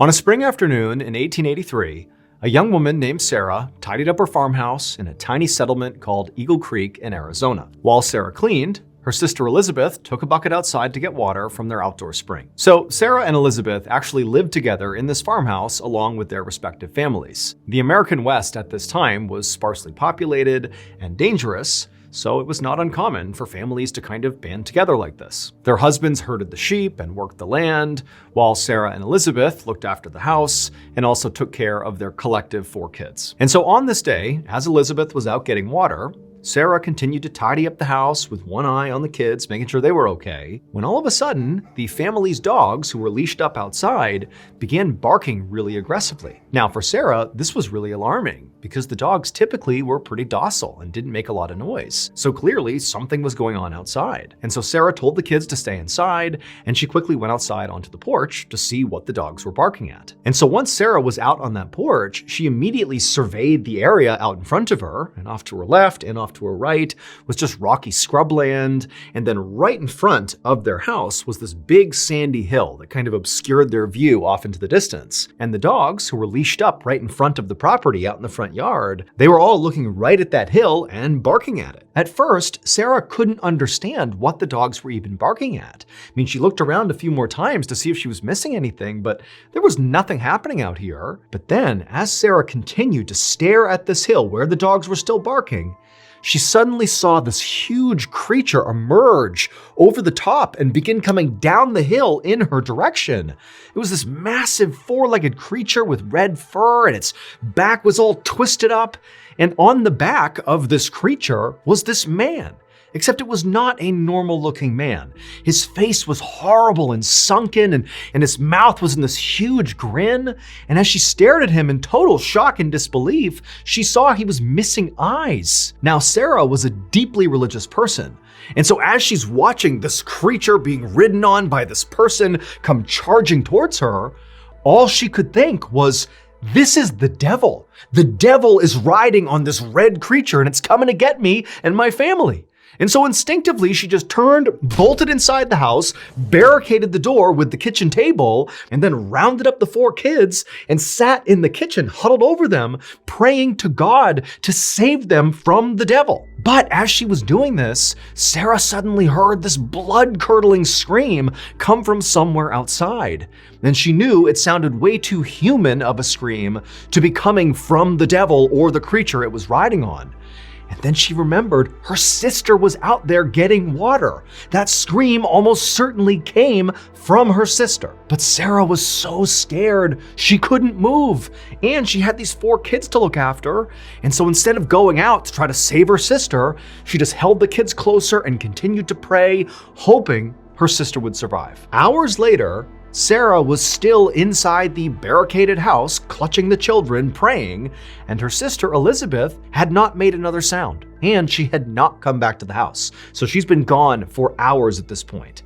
And Sarah feels horrible. All she wants to do is go out there and find her sister, but she just feels like she can't leave her kids, and she knows the devil is out there, so she can't go out there. But just then, she hears footsteps out on the porch, and then she hears the sound of the doorknob turning and then bumping up against the barricade, and Sarah immediately thinks it's the devil. The devil's come back, and so she screams, and the kids are screaming. But then, on the other side of the door, Sarah hears the sound of two familiar voices. It was the sound of her and Elizabeth's husbands. They had come back from herding the sheep, and they're calling into her like, hey, what's going on here? Let us in. And so this huge wave of relief came over Sarah. She rushed to the door, she got rid of the barricade, flung it open, and immediately began sobbing and telling these men about what had happened, about the devil, about hearing that scream, which she believed was Elizabeth. And oh, by the way, Elizabeth is still not back yet. No idea what happened to her. And so the two husbands are immediately so concerned. They have no idea about the validity of the story, but Elizabeth is gone. They have to go find her. And so the two men, they grab their guns and lanterns, and they head off towards the outdoor spring to hopefully find Elizabeth. And so the two men, they begin making their way down this path towards the spring. And at first they were walking, kind of keeping their composure, but quickly, as they're calling out for Elizabeth and not getting a response, they just took off running. And as they turned the corner and they finally saw the spring, they also saw Elizabeth. And she was face down on the ground with blood all around her. She was dead. And so as Elizabeth's husband wept over Elizabeth's body, Sarah's husband rode off into town to get the local coroner to come out and investigate to see what happened to Elizabeth.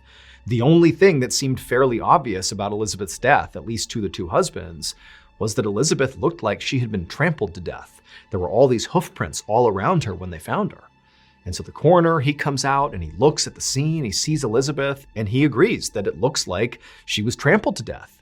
However, when he examined the hoof prints that were all over the place, They were way too big to be a horse's hoofprint. And so the coroner literally said, I can't say she died by being trampled by a horse. This was not a horse. And so the coroner wound up speaking to Sarah, who would tell him all about, how the devil came over the hill on this big four-legged creature that was all red, and she heard the scream, which must have been Elizabeth, and so the devil has trampled her sister to death. That's what happened. Now, the coroner agreed with Sarah that very likely her sister had been trampled to death by something gigantic. However, he didn't believe the actual details of Sarah's story. He did not believe that the devil killed Elizabeth. And so ultimately, because the coroner just couldn't be sure what actually happened here, he wound up listing Elizabeth's cause of death as just unknown. But the coroner's doubts did not stop the story of the devil from spreading. Before long, basically everybody on the Arizona frontier had heard about the devil and the strange creature he rode, to the point where they were given a nickname. Together, they were called the Red Ghost. Still, most people who heard this story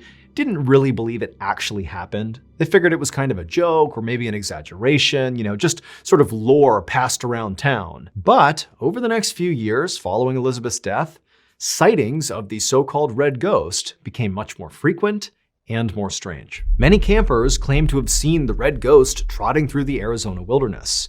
In fact, some of these people claimed that in the middle of the night, the Red Ghost would appear and trample on their tents. One cowboy claimed he got close enough to the Red Ghost that he was able to actually lasso its neck. However, the Red Ghost, in turn, took off so quickly and so powerfully that the cowboy got dragged and had to let go. And so stories like these, run-ins with the Red Ghost out in the wild, persisted for years, until about a decade after Elizabeth's death, this farmer in eastern Arizona happened to look out his window, and there, standing in his turnip patch, was the so-called Red Ghost. And this farmer had heard all the stories about the Red Ghost, and he had already made up his mind about what he would do if he ever ran into the Red Ghost, and that would be to shoot it. And so what did he do? He grabbed his rifle, he leaned out the window, and he fired. And the Red Ghost crumpled to the ground right in the middle of the turnip patch. Once the creature was down, the farmer rushed outside and ran up to the carcass to finally see what the heck the Red Ghost was, what was causing all these stories to spread over so many years. And when he got out there and actually looked down at the Red Ghost, he knew immediately that all the stories about this creature had been wrong.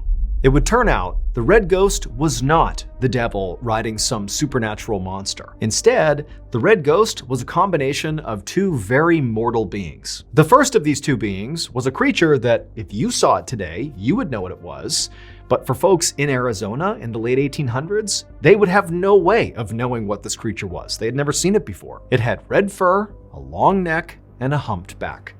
It was a camel. It had been brought to the United States from the Mediterranean to help haul supplies through the western frontier, and it had escaped captivity. But this camel alone was not responsible for scaring the people of Arizona. What terrified the people of Arizona and created the legend of the Red Ghost was the rider of the camel. When Sarah saw the rider on the camel, at first she thought it was a person. But when she looked more closely, she saw they didn't have eyes and they had this disgusting toothy grin. They just couldn't be human to her. And so she had decided this must be the devil. But it would turn out her first instinct was right. This was a person. There was a person on the back of that camel. The devil on the back of the camel was a man's decomposing corpse. And because he was a decomposing corpse, his flesh and eyes had rotted from his face, making it look like he had no eyes and gave him this huge toothy grin because there was no flesh there. Now, we don't know who this man was or how exactly he died. All we know is at some point he was riding this camel escaped, he died and somehow didn't fall off, and his dead body remained in an upright seated position on this camel. And then this camel just roamed around Arizona for years with this corpse on its back, giving the impression that it was the devil riding on a monster. Today, the Red Ghost remains a local legend in Arizona. In fact, there's even a permanent statue of the camel in a small Arizona town called Quartzsite. Thank you so much for watching. Let me know in the comments what you thought of today's episode, and also remember, we have hundreds more videos for you to binge right now. But if you want a recommendation of, which video to invest your time in, well, here are two great options right here. If you want more MrBallen content, click on this one. And if you want some redacted declassified mysteries with Luke LaManna, click over here. All right, until next time, see ya.